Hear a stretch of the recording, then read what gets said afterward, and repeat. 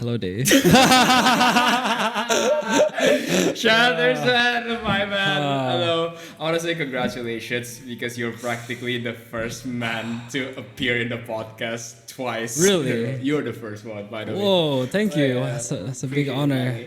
Yeah, you have been with me ever since the beginning of the podcast. You're basically my second guest, and now you're like my 16th, I would say. 16. Yeah, 16 podcast. How long has this been going on? a year? I would say. Okay.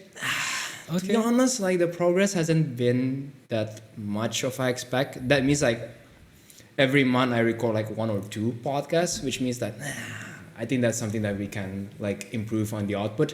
But one thing that I'm genuinely looking forward to is like, fuck man, like I'm really looking forward to the fact that one day when I have like 100 episodes in, 200 episodes in, 300, 400, 500, and then you reappeared again, like you're gonna be like one of my legendary guests, man.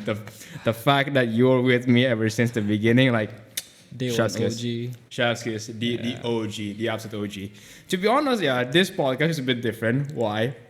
Because when we first did our podcast, I have a fucking script prepared. I have my questions prepared. I was talking about your childhood and whatnot. But now, like, I really want to try a free format, free flow conversation because, you know, have I told you about Marco, my failure?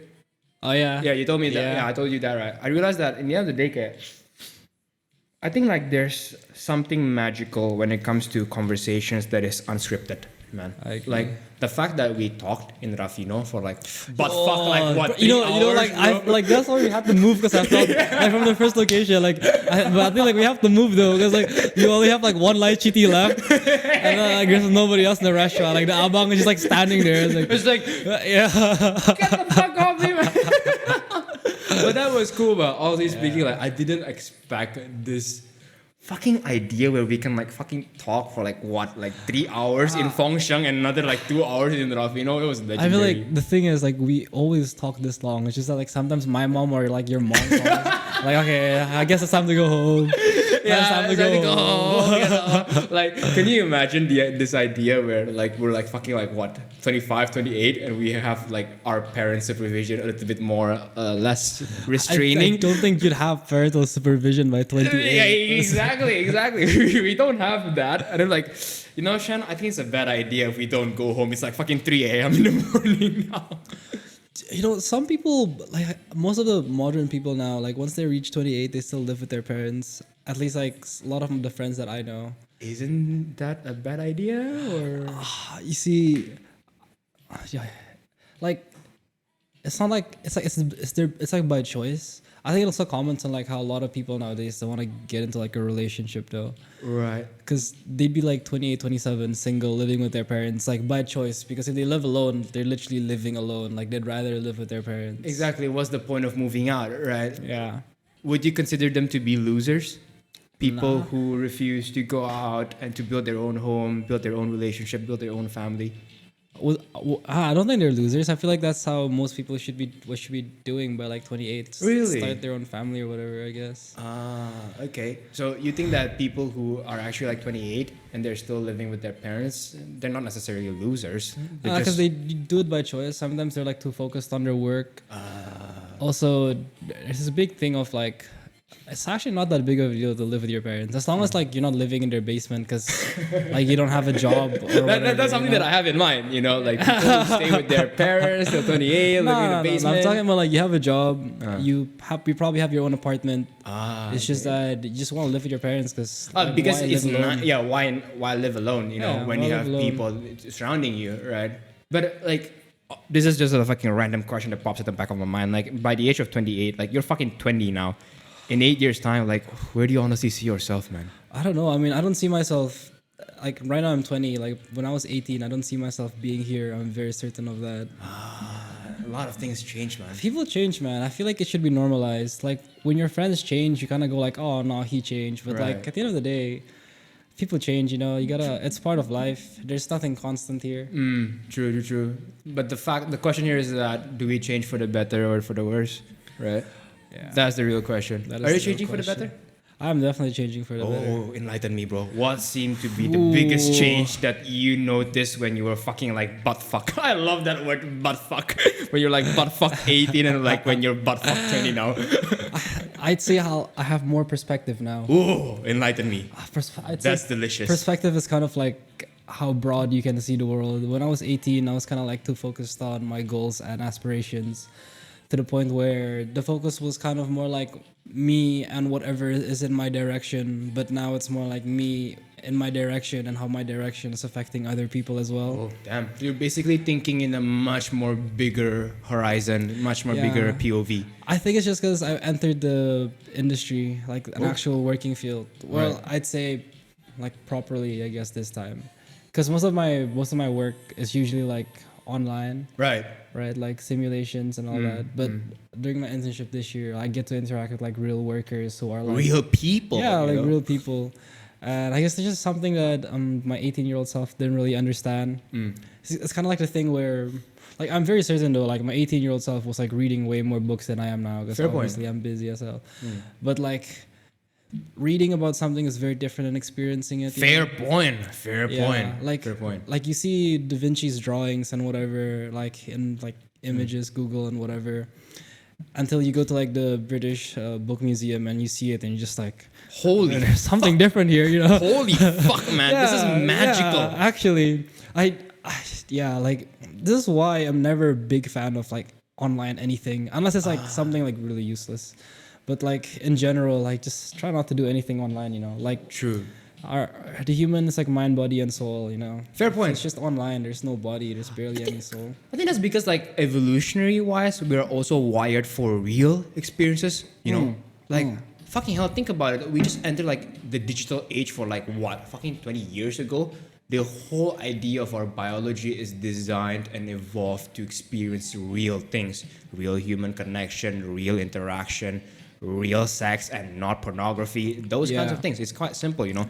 And that's why I think that, like, I told you about this. Like, I built this podcast especially for young men in mind, young men who might feel a little bit lost, confused, and without direction. Like, I do think that if there's someone listening right now, if there's someone listening right now, like, and you're a young man, you don't know what to do, go out of the fucking house, man. Go out, bro. You know, but the issue is like, go out of the house and do what? Like, that's what young men is facing right now. Like, go out of the house and do what? Most of their social hierarchies are formed in Valorant or like Marvel Legends, you know? Okay, that's actually an interesting thing to think about at the moment. So you were saying that at this current age, most of the young men manage their social hierarchy in digital games like Valorant and Mobile Legends. And therefore, if they go out, like, what are they supposed to do? Yeah, and not just that. I mean, you've been training your entire life not to see a single face. Like when you go outside and hold a conversation with someone, like in a meeting, like you hold eye contact. Like seriously, like they train their brain a lot, I guess, to speak, to give directions, to give instructions. But what about your spirit though? Like once you look into someone's eyes, I feel like there's something more to just like your eyes looking, you know? Like that's why people get scared just by another guy looking at them. Exactly. Especially like pretty girls looking at them. That's a completely different game. That's a completely oh my different gosh, thing, yeah, man. yeah. Some people don't even know how to hold eye contact with girls nowadays. Exactly. But I do think that once you've managed that, once you figure that out, there's nothing more beautiful than looking at a woman's eye. Would you agree with that? Yeah. Yeah, exactly. Yeah. Do you get intimidated from time to time? No. No.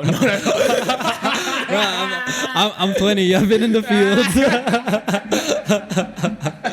But was there a time where you were actually intimidated to look at a woman's eye? Not really. When I was like getting to the age where I had to start talking to women, I kind of always had this idea of like faking it till you make it. Okay. So I kind of fake it so hard to the point where like my first interaction was like too aggressive of contact. It's fucking what do you call it? Like a fucking eye contact challenge. Like, who blinks first? I would just stare, you know. I wouldn't do anything. Just staring straight up. Would you say that one of the most seductive body parts is the eyes? For who do? For who? What, For what you, is it? for you. What do you mean by seductive? Seductive means that it's so magical. It's so encapturing. I'd say you can seduce somebody with your eyes a lot more than with your other body parts. What other body parts are we talking about here? To be specific. Your hands. Your hands? Okay. hands. Not though. Okay, sure. We are not thinking about the same thing.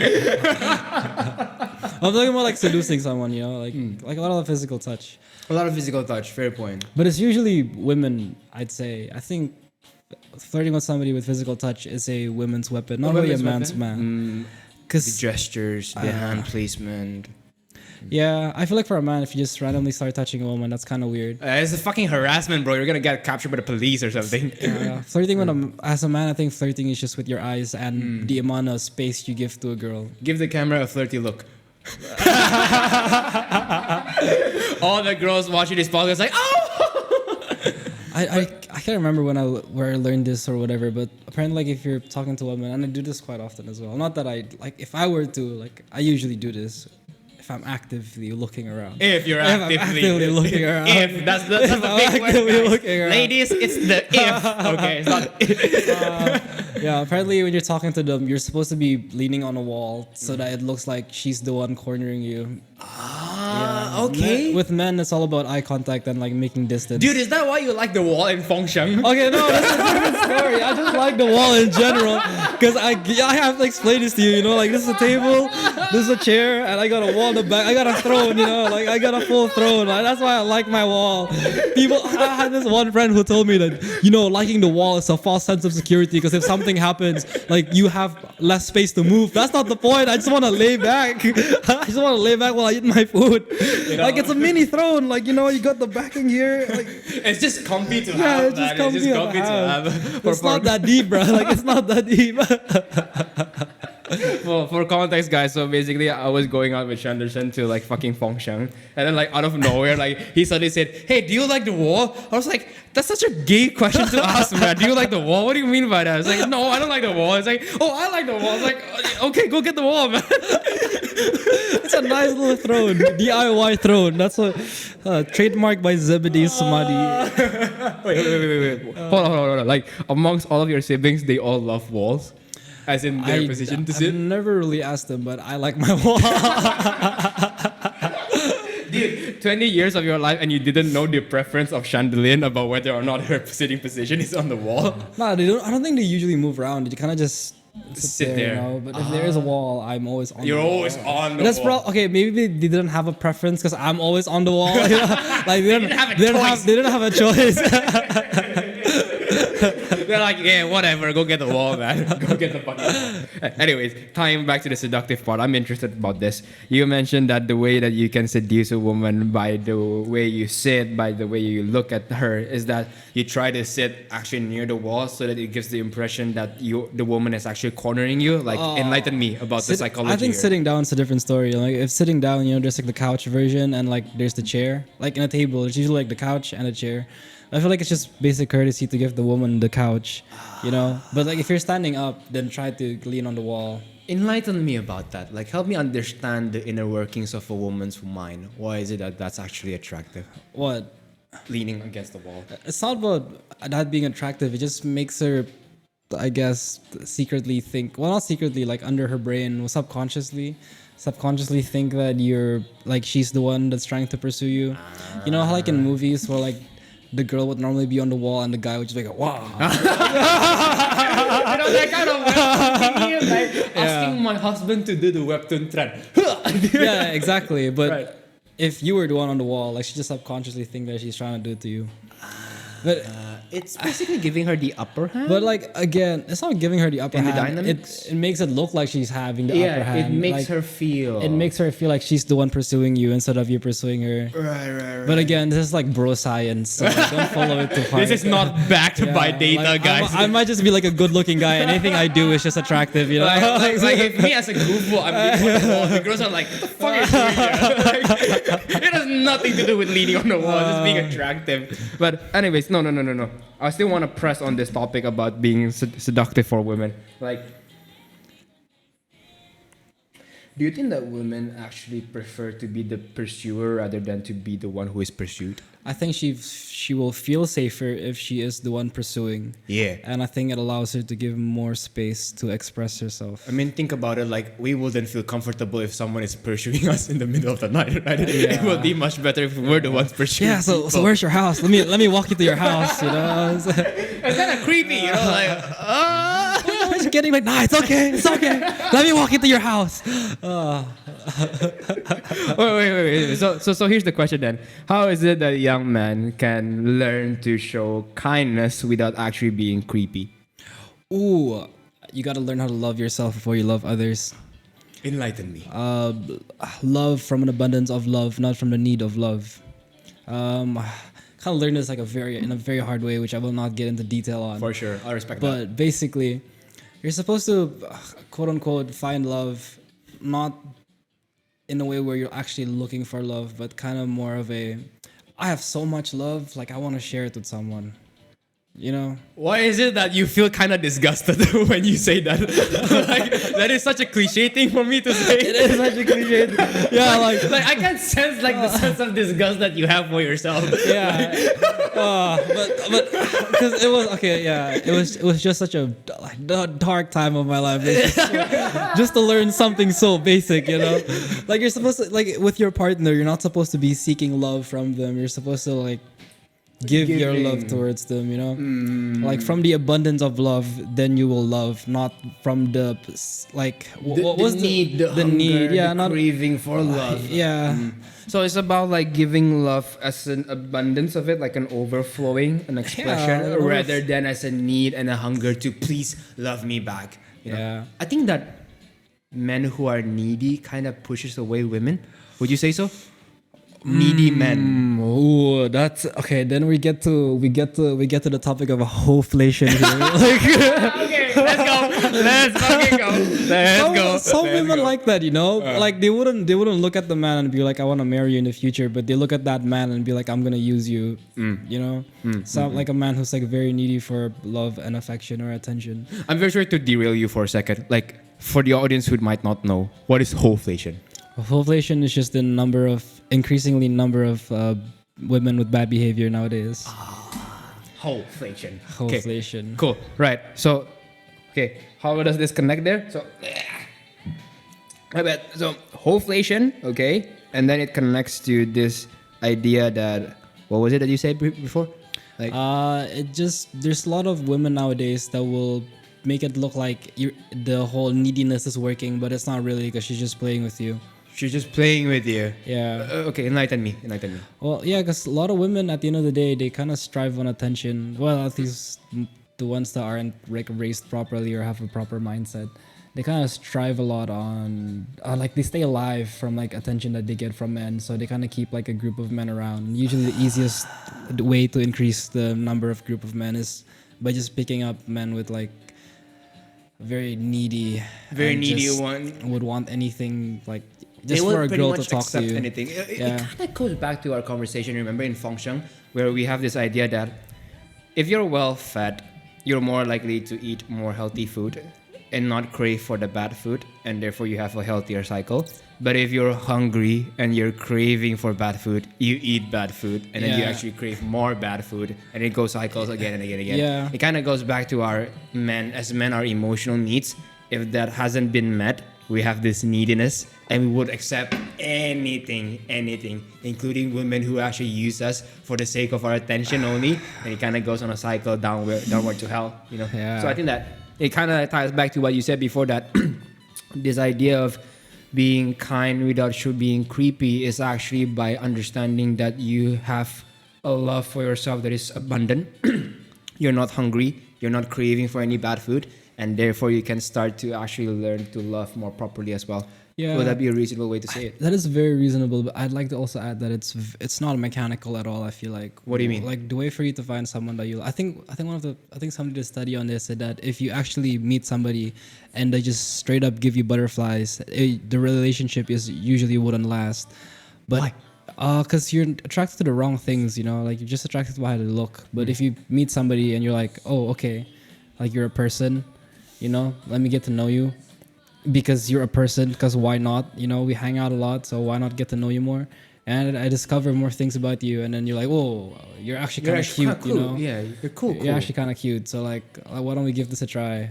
I feel like that's how it's supposed to work. You know, like it's not mechanical as in, yeah, you got to look for A, B, C, D, E, F, G in a guy. It's more about like, this is why I think people rush their relationships too much nowadays. Like they date for like a month and then immediately become a girlfriend. I feel like you need to spend at least like 6 or like 5. Well, at least nowadays, you know. So what I'm hearing from you is that a lot of people now. No. What I'm hearing from you is that it doesn't work mechanically. You know, it's not about finding A, B, C, or D criteria that you meet. It's more about getting to know the person, and then once you know the person, then you realize that holy shit, you're actually kind of cute. You're very cool in that regard, and I love you for, of course, loving for someone's look kind of matters as well. And then at the same very time, important. very important. And then loving for someone for who they are is equally important as well. Yeah. You can't have one without the other. Yeah, I wouldn't say one is more. I wouldn't say personality is better than looks or looks is better than personality. I feel like they go hand in hand. Hand in hand, exactly. Like you wouldn't want a woman who is quote unquote ugly, even though they have like a beautiful personality. Yeah. Right. At the end of the day, they need to be in one package. Yeah. Do you think it works the same when it comes to men as well? What do you mean? Like they need to be both attractive and also kind and also intelligent and also have these personalities. I mean, one thing I'd even note about that is that at the end of the day, you know, I really hate to say this, but like beauty is in the eye of the beholder. Like I'm not talking about like, you know, have you seen that like that is such a cringe way to say it, by the way. I'm just kidding, bro. Have you seen that? Like I think it was like a Persian princess or whatever, like this really fat historical girl with like a mustache. Holy fuck, man! Really? And then like the history is that everybody was like killing themselves for her because like she was so pretty. I feel like that's a lie. Like come on now, like nobody was gonna look, because we've seen historical people. None of them are fat, because if you're fat, you can't even bear children. You know, that's the number one standard. There's no way anybody would like that. But I'm talking about beautiful women. Like I'm not talking about like an hourglass figure, just someone healthy, you know. Yeah. Like if you're like healthy, then that's a lot. This is something that I'm thinking about as well. Like beauty is in the eye of the beholder implies that beauty is subjective, right? Yeah, but at the end of the day, it's not really. It's just signs of healthiness that the person have. Exactly. But it can be expressed in different ways. When I say like beauty in the eye of the beholder, is that you might like big boobs, I might like small boobs, but at the end of the day, we like a healthy woman. Exactly. That's something that I want to emphasize here. Like, yeah, beauty in the eye is in the eyes of the beholder. That is true. That beauty is subjective. We might perceive beauty in 2 different ways. And then in the end of the day, at the same time, beauty has also objective metrics. Yeah. Right? Being healthy. Now, what are the standards of being healthy? Well, not being fat. I'm gonna get cancelled for this. Not being obese. You know, like. To be fair, we all can agree that a healthy woman is so much more sexy and hot compared to the one who's right. Yeah. I know it sounds so offensive for me to say that, but it's just it is what it is, man. It is what it is. Although I've met some people who really likes them large for some reason, but they themselves are also large. So it might just be like a projection of like I'm fat and I have to love myself. Therefore, I'm gonna love whoever is also fat. It's kind of like a coping mechanism, though, if that's the case. It is kind of like a coping mechanism, but I'm not a psychologist, and that's what I theorize why they like larger women. But yeah, we're basically bro sciencing the shit out of this conversation. Speaking of that, I still want to dig deep here. I want to dig deeper. So you mentioned before that, okay, what seem to be characteristics that women are genuinely attracted to in a man? Money. Characteristics, bro. Characteristics. I would say that competence, because that signals the ability to make money. Competence. Yes, but it's hard to see competence. You see the shadow of competence, but it's very hard for you to see competence on a man that you don't know yet. You can only see the shadow of competence. Once you get to know them, fair point. Yeah. But when it comes to money, you get to easily know them on the spot, right? What car he drives, what watch he wears. I think it takes you one meeting with a guy to know how he spends his money as well. It doesn't take that much to know, because money just like, when it's like a microphone, you know, it expands what's already there. You get to know about a person a lot just by looking at how they spend the money. Right. And how they spend their money is actually quite attractive to women. I guess it's generosity, you know, they get pregnant for like 6 months, as far as like 6 months, and they can't do anything. Exactly. I think that's why It's the perk of generosity. It's not just, Yeah. he may be generous, but does he have the capability to be generous, the capacity to be generous, you know? Yeah. Like, I'm pretty sure a lot of people here are generous, but not a lot of people here can like actually be generous, you know? Like, they cannot afford to be generous. Yeah, we need to differentiate the context here, right? There are just some people who just cannot afford to be generous. Their life is just stuck there financially. Like, if I give my woman 100% of my income and it's like 50K a month, I'm very generous, but Yeah, but like you're not gonna survive. Like, how are you going to survive in that regard? yeah. Which one is more attractive? The one who has a lot of money, or the one who has the signal to afford to earn a lot of money? The one that has money. Really? The one that has money. The one who has money. So you even can't fake the real thing, you know? No. Because I was thinking about so there's basically two people. Ada anak orang yang tajir mampus 7 keturunan gitu. Yeah. But they don't have any signal of competence. They don't have any. Oh. That's what I'm talking about. Oh. But they have a shit ton of money, daddy's money, right? And then someone here, an underdog, but they have the ambition, the drive, the work ethic. Which one is more sexy? Which one is more sexy to who though? To the woman.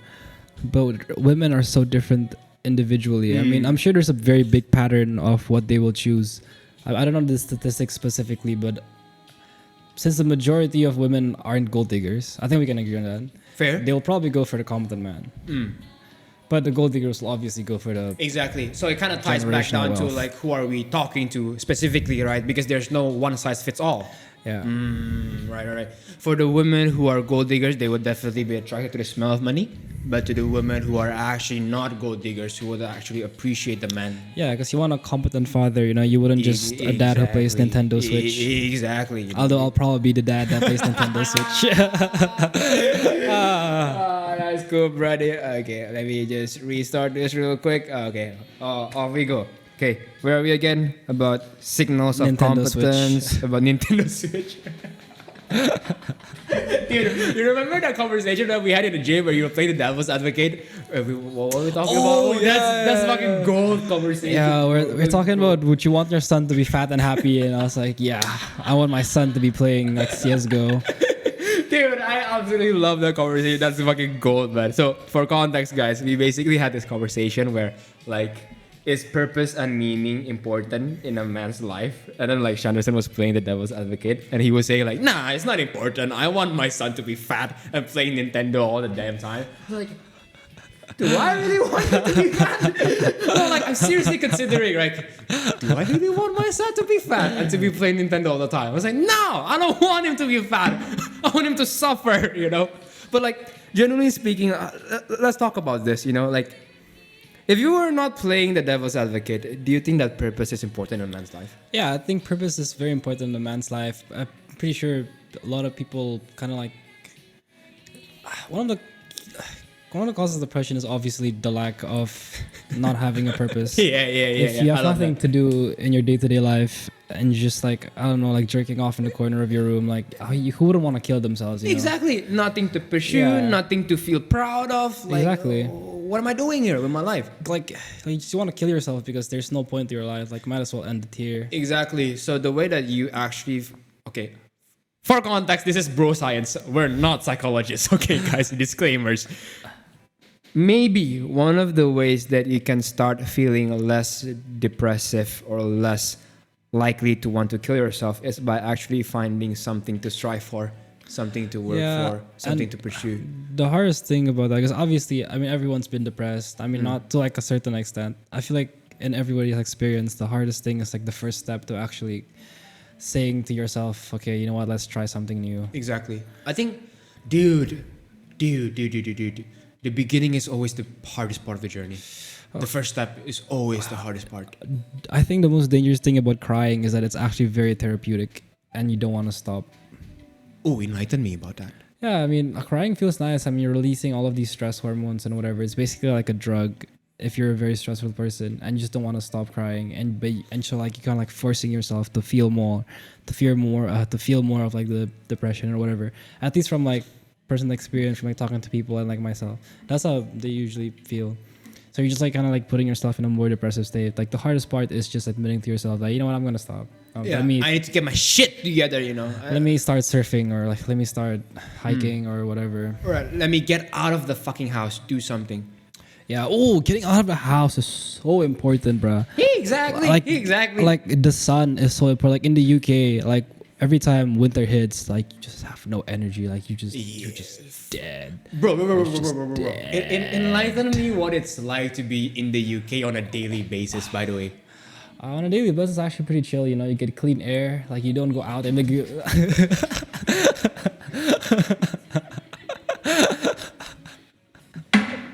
like I'm being serious. Dude, wait, you just insulted Indonesia.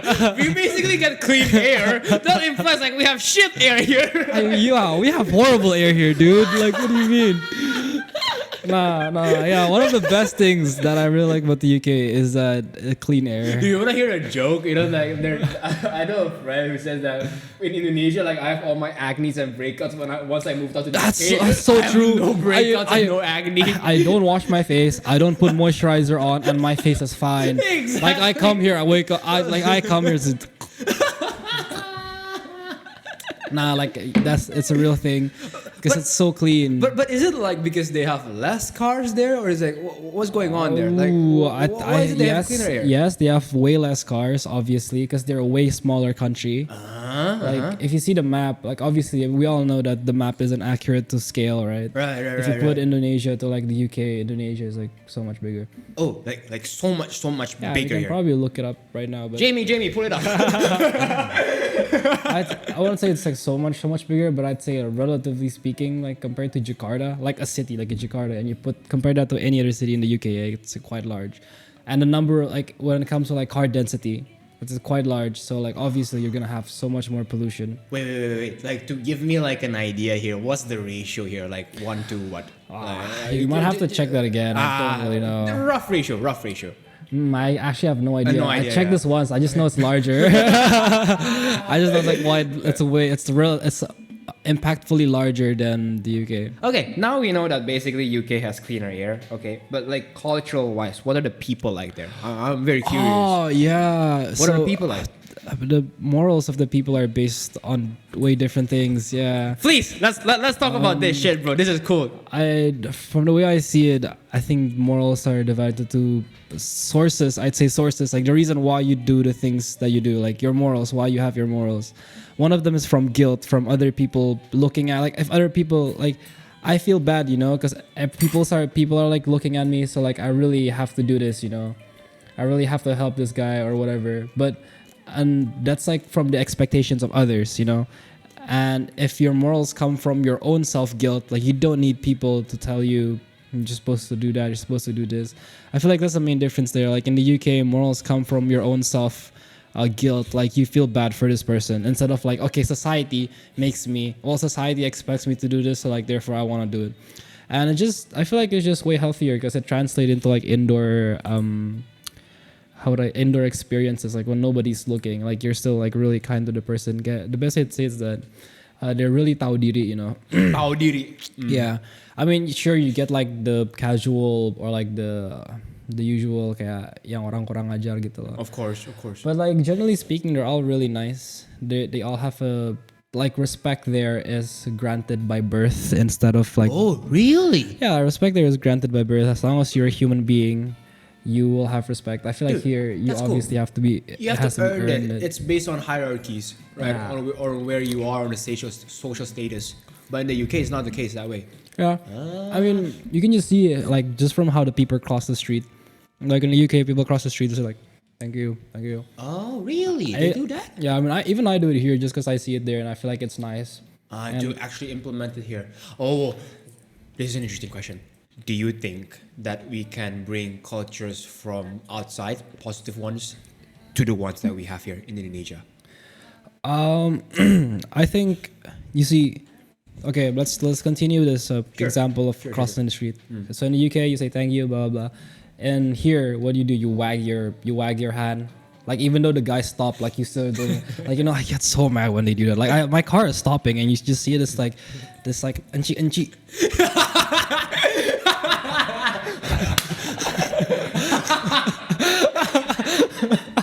I'm like, bro, like my car stopped, I fucking stopping, you bitch.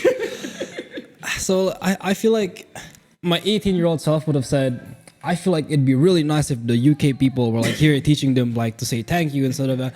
But now I'd say like, I think Jakarta is the place for you to like wag your hand. Oh yeah, obviously. Because not a lot of people are like there's so much traffic here. We have to take into account like so much traffic here, so much emotion going on the road that people can basically just like doze off and do anything. And there's so many cars as well. I feel like it's better safer than sorry. Right. So I'd say, yeah, wag your hand, like it's fine. Like I feel like it's better than just like and a You have to understand that the reason why cultures are the way they are is because the environment and the condition is conducive for them to be like that. Yeah. Meanwhile, in Indonesia, the condition of our country is so much more chaotic to the point that it's so much more better for you like to like fucking wag your hand. Yeah. To make sure that you just don't die. Yeah, I mean, like it's bad. I think it's bad, but it's the right place to do it. Wait. If that's the case, then this is an interesting question. It just pops at the back of my mind. Well, what shapes culture then? History. History shapes culture. I think history mainly shapes culture. Really? Talk to me about it. Wait, let's try to define the perimeters here. Like, what is culture? How people in a country live. Okay. We basically have the same agreement then. Culture is basically the behaviors of the majority, right? Okay. If that's the case, then what shapes culture? History, because I feel like culture is very inheritable. You adopting, something magical that like in WhatsApp. I don't know if you do this as well, but if you message something wrong, instead of like editing it, like before the edit feature was a thing, usually just like write another thing and you put like an apostrophe. Yeah, nobody gave us instruction for that. It just pop up out of the blue when we were in high school. And in my perspective, I invented that. But like there's like 1,000 other people who think that they invented that. I feel like culture also transcends communication in some way. Because human beings are just connected in like such a mysterious way, I feel like. Human beings are connected in such a mysterious way. Yeah, and people use the examples of like how monkeys in Island A wash their potatoes and suddenly monkeys in Island B wash their potatoes. Yeah. But I feel like that's a dumb example because who the fuck wouldn't wash their potatoes, Like it's in the sand. But I think it's common sense, guys. Yeah, like it's common sense. Like you don't like even not about culture. Like even an animal when biting into food and tasting sand would like obviously decide to wash it the next time they eat it, Guys, it's basic. Yeah, like animals can't taste sand, taste like shit. Like come on. I feel like that's a bad example. But I feel like everybody in their life who's lived longer than like 60 and 18 years would have similar experiences of where like nobody taught you how to do this, but you just know that you have to do it. Okay. So it's kind of like ingrained in your DNA. Certain things. I feel like certain behaviors are ingrained in your DNA. Oh. But obviously, then you get to like people like Jordan Peterson who says that no, everything is like taught when you were young. Because when you were young, you're like exploring the boundaries of what you cannot do. But what do you think about it? Yeah, I feel like that's true to a certain extent. Like, it falls down into nature versus nurture, Exactly. At the end of the day, it's both. It's both. So what you say is like 50-50? What constitutes who you are is both nature and nurture at the same time? Ooh, I wouldn't know the ratio, but I know that they both have an impact on you. I mean, think about it this way. Have you heard the stories of like how judges with high levels of blood sugar would give lighter sentences than judges who has low blood sugar? Really? Yeah. So if you put it that way, and those things can be genetical, right? So you can just have a line of really, really nice people and a line of like really, really grumpy people. Just not because of nurture. Yeah, it's because of blood sugar. So dude, that's interesting. What does blood sugar have to do with your behaviors? I know. You are what you eat. If you're sweet, then you're gonna eat sweet stuff. That's such a precious pickup line, man. Hey girl, like you eat so much sweets because you're so sweet. But actual correlation, I don't know. I think it's just because of like glucose firing serotonin in your stomach or whatever. I want to talk about that for a bit. You are what you eat. You are definitely what you eat, bruh. Like I'm telling you. What do you mean by that? Like nothing is created nor destroyed. If you want to make, if you like, nothing is created nor destroyed, and we can't do alchemy in our stomach. You know, like there are cases of proteinification, but that's because your body is subjugated to like very harsh conditions to the point where it doesn't have a choice but to convert carbs to like protein. But generally speaking, and that requires a lot of energy, so like it's not efficient. But generally speaking, if you want to build muscles, then you have to eat meat. And if you wanna be a vegetable, then you eat vegetable. Like, you know? If you want to be a vegetable.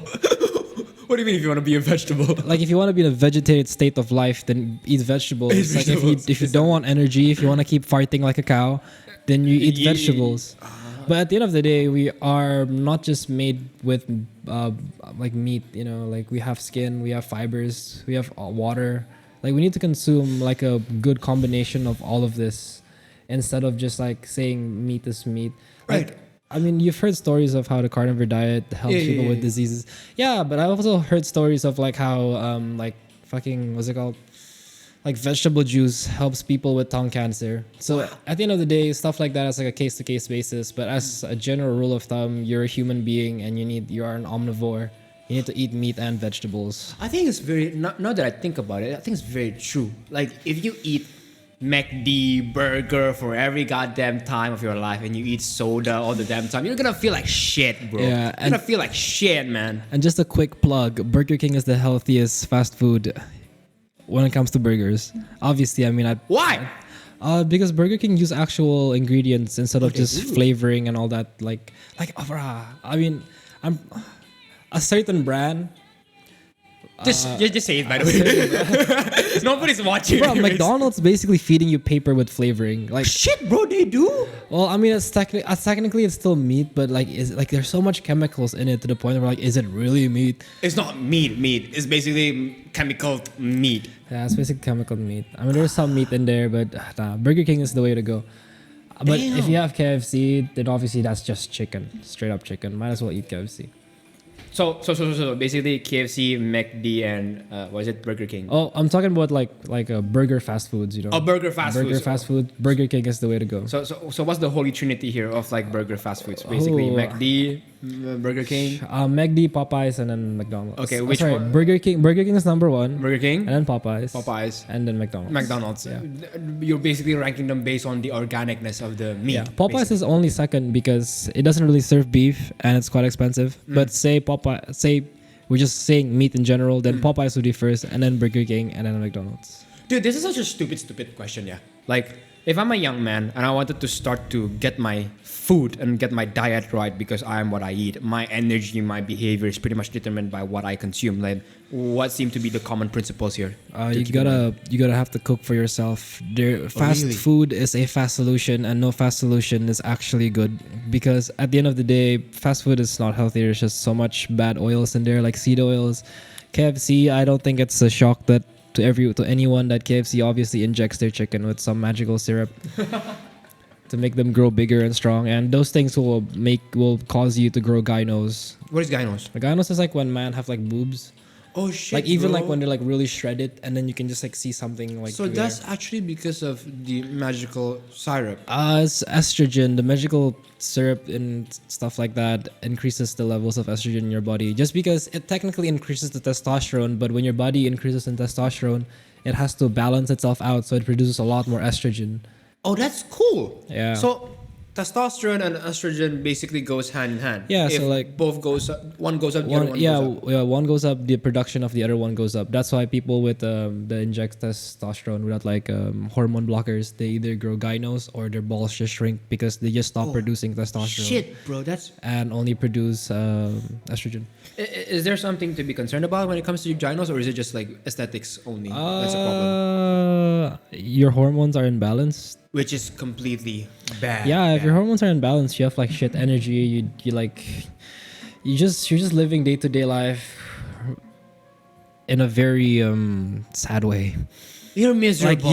you could be experiencing it. Like okay, like to you it might be normal, but once you've experienced what life can be with like healthy, balanced with like a hormones, healthy balance hormone. you're gonna feel like fuck, man. I was Yeah. I was in a shit. A lot of vegetarians think that their diet is fine until they try meat again and they're like, holy shit, it was actually not fine. Energy is completely different. Energy is different.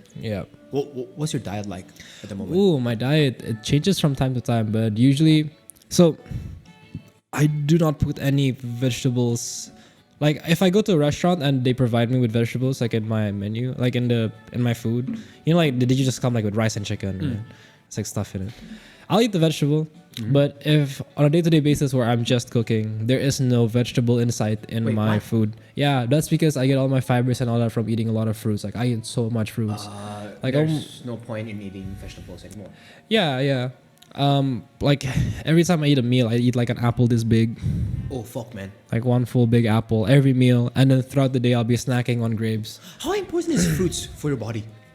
Oh, foods are very important because they provide you with like quote unquote healthy, quick energy. Oh, okay. Like I know I just said that quick is not always quick is really bad, but this time it's It's quick. good. It's quick from nature, guys. Like anything from nature is good, you know. So the premise here isn't about which one's quick or not, but which one's natural or not. The more Yeah. natural it is, the more likely it is to be healthy. Yeah, so it gives you with like natural glucoses that your body can like immediately process into energy and all that. Oh, that's cool. I mean, some people kind of have to be careful about it depending on how their body reacts to it. But like obviously, if you just eat so much fruit at the start of your day, like your blood sugar level is just like this way, and it'll just crash down throughout the day if you don't eat it. But that's why I eat my grapes throughout the day, so it doesn't just crash down. I see. Or even better, you can eat it before you sleep and have like the best sleep of your life. Really? Yeah. Oh, enlighten me about Like, it. you can- What's the connection? You get like so much happiness hormones before you sleep, and What the just sleep fuck, so bro? You well. really? Yeah. Wait, we're talking about dopamine or like what? I don't really know. I can't really remember specific chemicals about it, but basically, It's a happy it's hormone. sugar. Like a sugar makes you happy. Sugar makes you happy. Sugar obviously yeah, makes no you happy. shit about that. Sugar makes Yeah, you but like not happy like psychologically, like chemically makes Chemically you happy. makes you yeah, happy. sugar chemically makes you happy. Wait a second. Psychological happiness and chemical happiness is two different things? I like to put when I say psychological, I mean placebo. Oh, Yeah, like, okay. 'cause You placebo. think Yeah, you're happy. because technically, what do you call them? Psychology is also based off chemicals in the brain Right, firing off here right. and there, but placebo has nothing to do with chemicals, you know. So that's just what I meant by that. Is love psychological or chemical? Love. Oh. I think attraction is chemical, but love is Psychological. spiritual. Ooh. Yeah, I mean, Sorry. What's the difference between attraction and love? attraction is I'm attracted to you. You're gay. Clip that shit.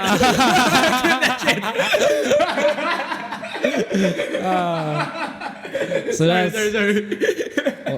so that's attraction, right? Yeah. Like attraction is I'm attracted to you. Like we're compatible. Like attraction is based off compatibility. That's where all the hormones and all that stuff. Like we kiss each other because we're trying to smell each other actually, and we're trying to see how really? Yeah, you kiss each other so you can smell each other because from your smell we can tell not you specifically, but your body can tell how healthy the other person is because they can Oh, that's cool. they can decide their diet. That's why What the fuck? By the smell? yeah, that's why certain races, certain people who live in a certain cultural context who eats only certain foods smell very differently than other people. You are treading very carefully.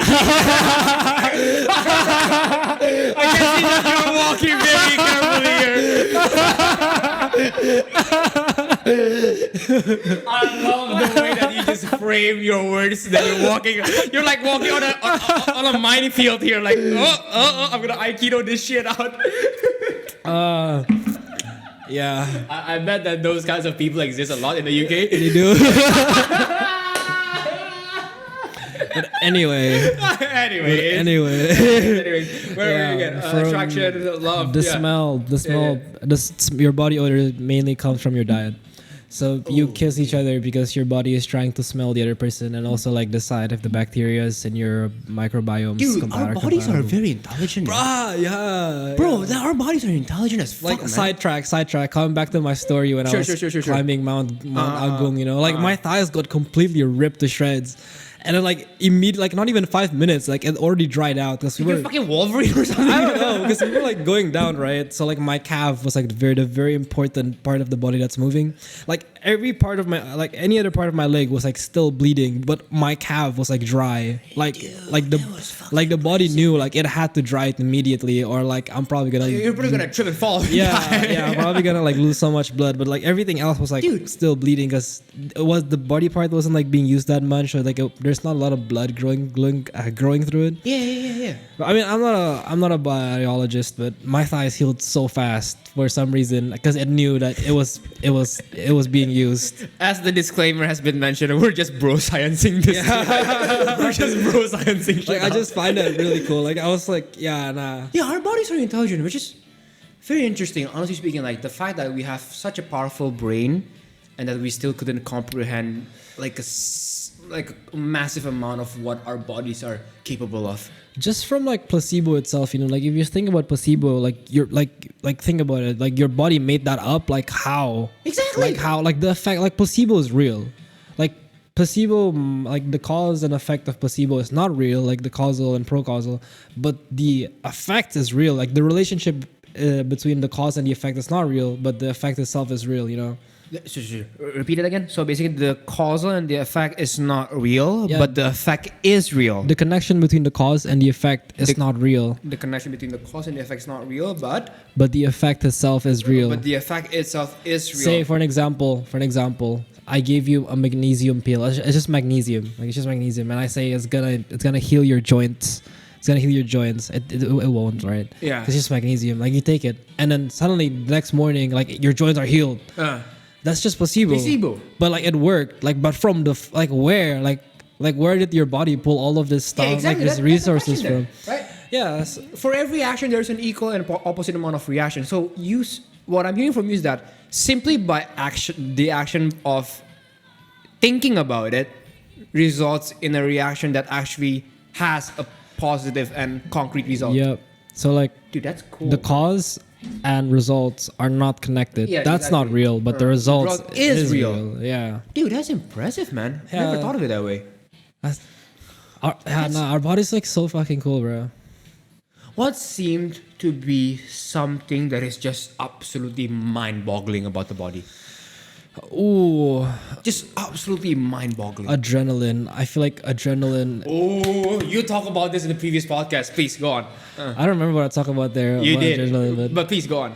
yeah, I feel like adrenaline is such a superpower. Like, can you imagine if you can control the level of adrenaline you have on command? Exactly, Like, oh bro. my You're gonna gosh. be a fucking Superman. Yo, Okay. like, Allow me to remind you again. You were talking to me about the story of you were riding a bike in the podcast, and then you fell, and you went to Yeah. church, and everything was fine. And then the moment that you got back home, you were like, "Fuck, man!" yeah,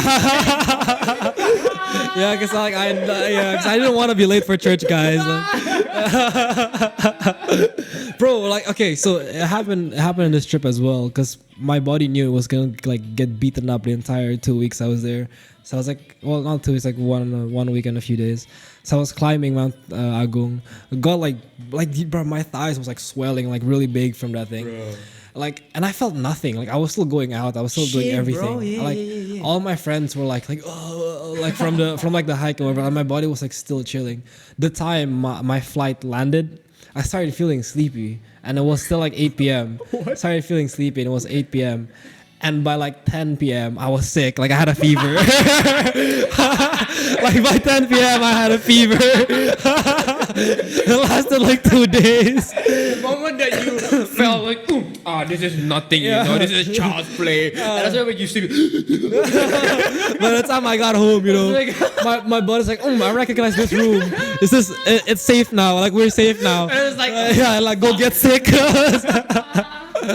bro, but that's awesome, man. Like, it seems to me that the body has a brain on its own, like an intelligence on its own. I think it's the lizard brain that does that, but I don't know. Like I don't know what are the small thingy in the back of your mind. What seem to be the most idiotic things that we can do to just absolutely abuse our body? Well, apparently, like you can skin yourself and still stay alive. Like if you don't cut the nerves or whatever. I was thinking about lack of sleep. Does it abuse the body? I don't know. I think I've went through a lot of not sleeping. I don't know how long you can go on without sleep. Was it 3 days? 11, I would say. 11 days? Like a In the week? first 3 days, you would hallucinate and whatsoever. And the next 11 days, then you started to like fucking pass Yeah. out. I feel like you can. Yeah. I mean, it's neurotoxins. Neurotoxins are very small in quantity, I'd say. Like you sleep so that your brain can throw in Exactly. neurotoxins. Exactly. Well, what is it about it? Adenosine? Is it the hormone there? I don't know, but at the end of the day, they're all neurotoxins. Yeah, so- basically, like your brain, ever since you're awake, are producing toxins, and the way that your brain clears it out is by actually sleeping. But your argument is that the neurotoxin is quite small in the first place, so. I mean, it took you 11 days to kill you. I mean, that's not a Exactly. lot. Yeah, the fact that you die faster by lack of water seems to be that hydration is more important in that regard. Ooh, yeah. Ooh, that's my thoughts here. Like, wait a second. So if it takes you like, correct me if I'm wrong, Jamie. Okay. If it takes you like 11 days to kill you with a lack of sleep, and it takes 3 days to kill you with a lack of water, does that imply that water hydration is much more important compared to sleep? Uh, How important is hydration? I wouldn't like hydration is obviously very important, but I wouldn't say one is more important than the other. Just because one takes longer to kill you. It's a false dilemma. Yeah, like it's a false just because dilemma. one takes longer to kill you doesn't mean it's less important, you know. Okay, if I do think that as a young man, if you're confused and you have like a fucking butt fuck no idea what to do with your, I love that word so much. If you have like, Okay. Go on. Go on. what were you about to say? No, I was like your question finished in my mind, but you didn't finish saying the question, and I was gonna answer, but you cannot say your question first. What was the question that got in your mind? What's the question that got into your mind? If you have no direction in life. Oh, okay. Please go with that first. Let's go with it. If you have no, Let's go there. as a young man, if you have no direction in life, go get a hoe and let the hoe break your heart. Trust me, like it's the most It's the most powerful drug, it's the bro. most powerful drug ever. Like, Heartbreak is the most powerful drug. and it points you to the right direction. Could heartbreak point you in the bad direction? I don't think so. You don't think so at I all? don't think so. Really? Why? Because the reality is just so big and so in your face, you can't miss a thing, you know. Shit, man. Like if you commit suicide, that's a different story. But like, Yeah, of course. I'm talking about like a bad girl here, like a ho, you know, not like your girlfriend died of cancer. Like that's actually it happens, you know, like it happens. That's actually really sad. Yeah. But if she's like a hoe, like she cheat on you or whatever, like there's no way you're going in a wrong direction because like the image is just there, like your mind, like your third eye open type shit. Like, third eye open. okay, the only way for you to open your third eye is to have a heartbreak. I'm telling you. I think in the end of the day, it's about pain, isn't it? Once you realize that, okay, fuck, man, I'm in so much pain. Yeah, at the but you can moment. work out really hard and have zero results. Really? Yeah, because when you're just working out and just feeling pain and you're going in the wrong direction, like you're gonna have zero results. But the thing with like having your heart broken by a girl is that it's just so obvious, you know, like you have to be like a retard to like not know where to go after that. Like if you're there's like with gymming, there's just so much variables taken into account, so much like gazillion exercises, so much rep range, so much set range, so much hormones, so much substitutes, like supplementation, A lot so of much external nutrients. factors going around. Yeah, like so much going on. But with like a girl, that's so straight because either you're ugly, either you're poor, either you're lazy. Like it's just straight up. You know? Wait. Just Sorry. Straight up. So what seem to be the three most biggest factors why you got your heart broken? Because she's bored. Like in generally speaking, Generally speaking. is because she's bored. One. Okay. Like that's it. I'm Oh, telling you. that's it. That's literally it. She's Yeah, bored. because she's bored.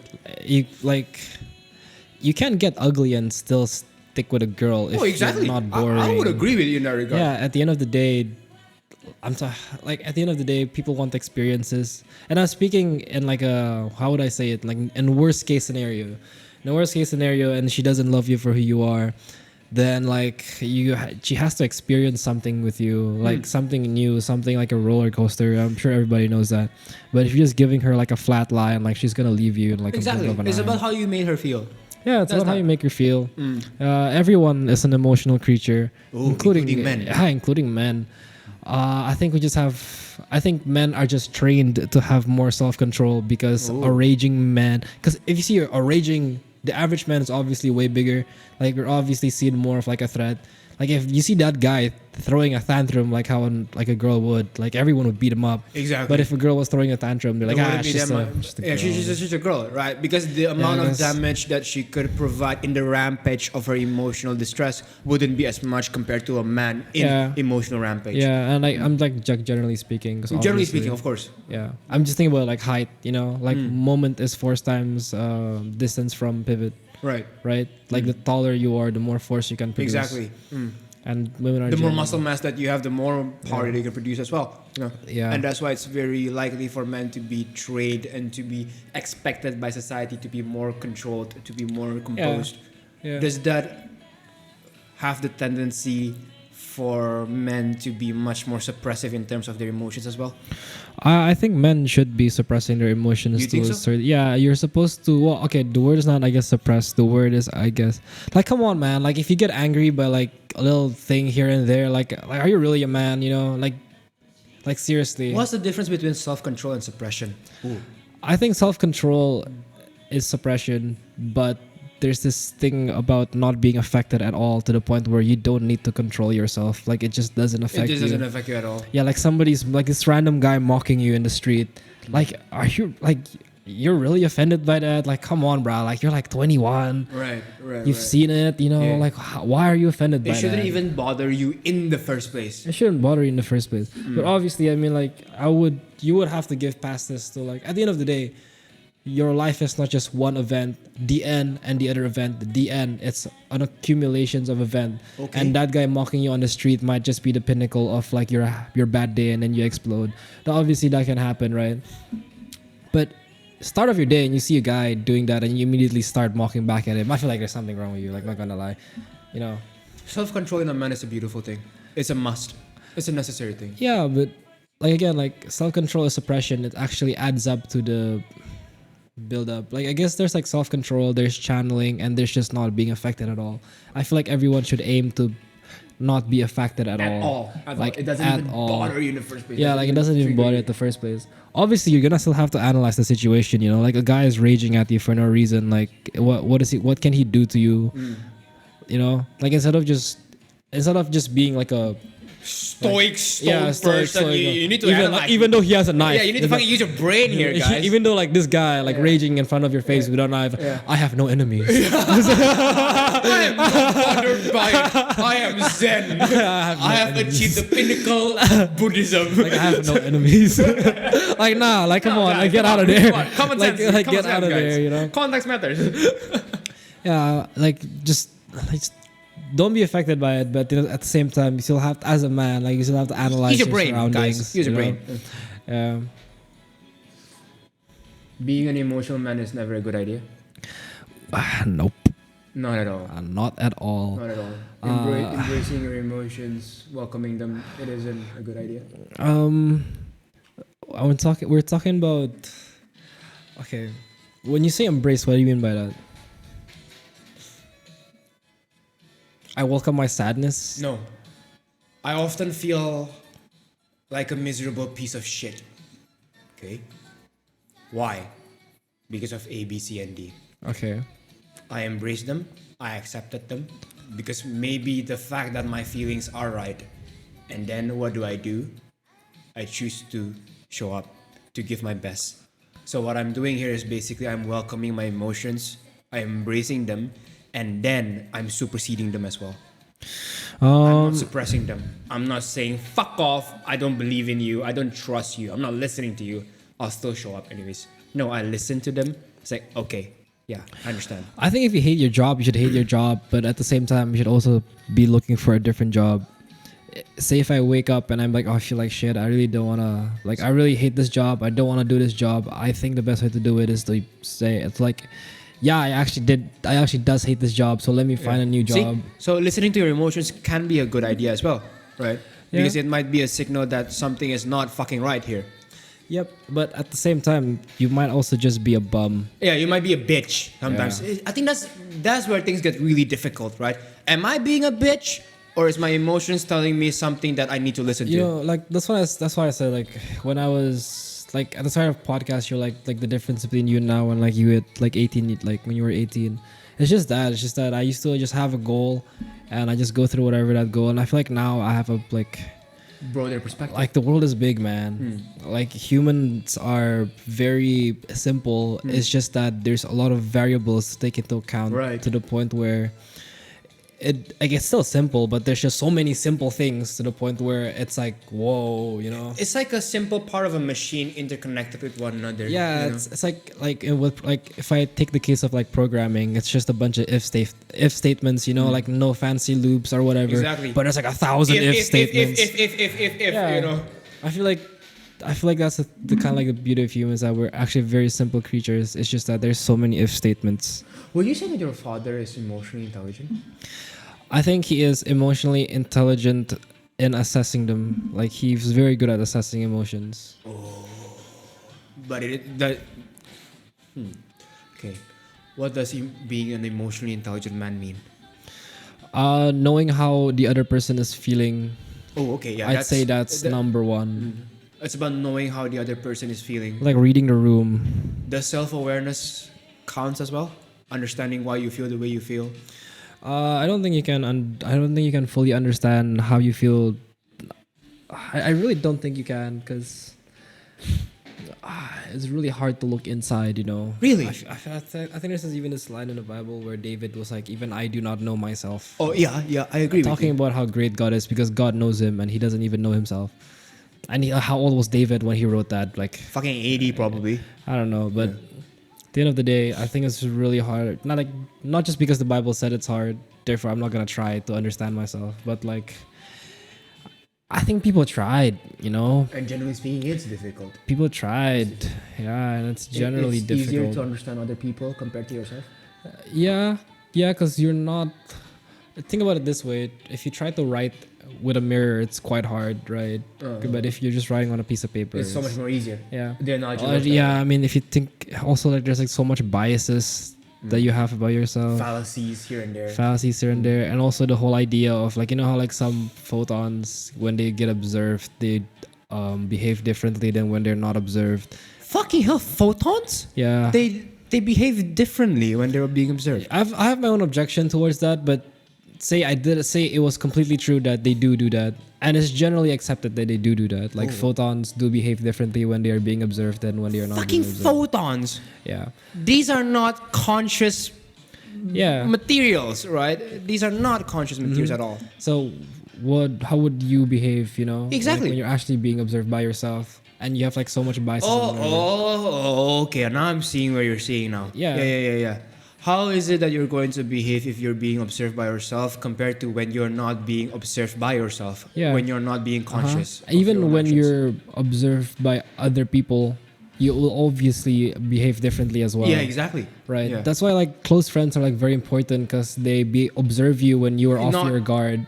Yeah. They can observe you when you're not observing yourself. Yeah. Like okay. when you're not thinking that somebody's observing me, when you're like in quote unquote your natural element, or like that's when they get to your see real self. That's when they your true observe you. colours.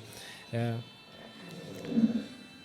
Oh yeah, coming back to the photon, the way they concluded that was, I think they just shot one photon through like a double slit, like a piece of plate, and it would have like two slits, like a two opening, and they would just shoot it one by one to see the pattern that would make on the wall. Right. So if they just shoot the laser beam, it would make like a distinct stripe patterns on the wall, and they would have like a concentration. It's like a bell curve. But when they observe it as a like just one photon, it's like it just shoots, like it's just random. Like it's not, you don't really see that bell curve.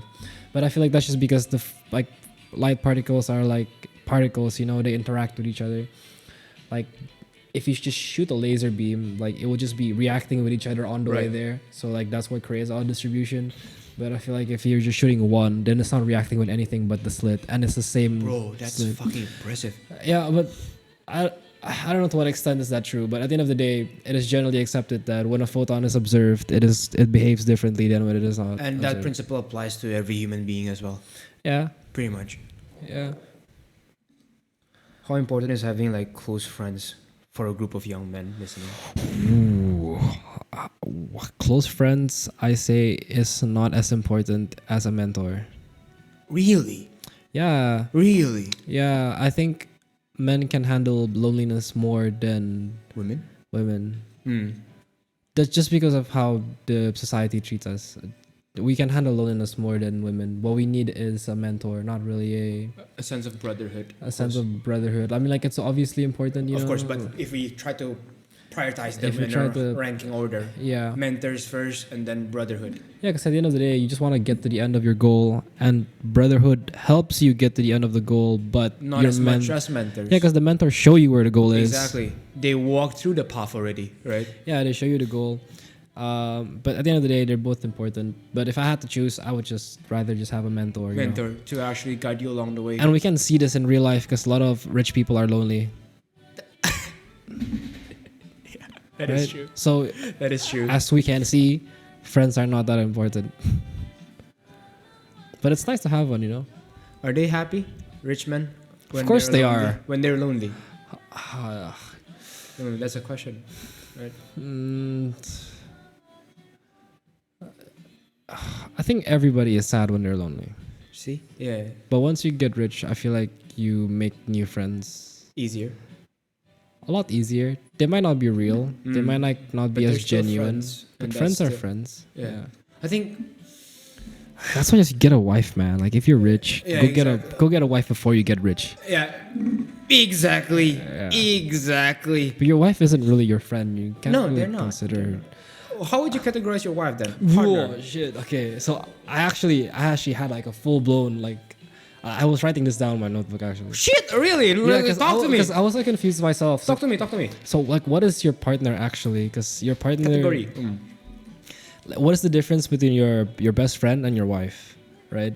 The two of you should obviously have things in common, or the two of you should have like common values or whatever. Like even though your personality are like opposites, because of your common values, the opposite personalities complete each other, like a jigsaw puzzle.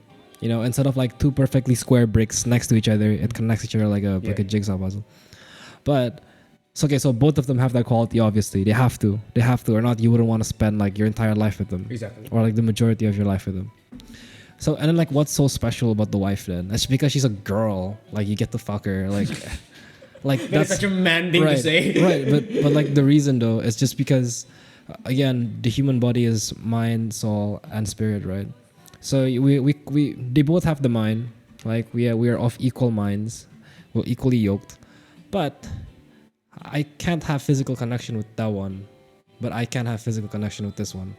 And I feel like that physical connection amplifies that mental connection. Oh, I can see it now. Yeah, I can see it now. That's a cool observation.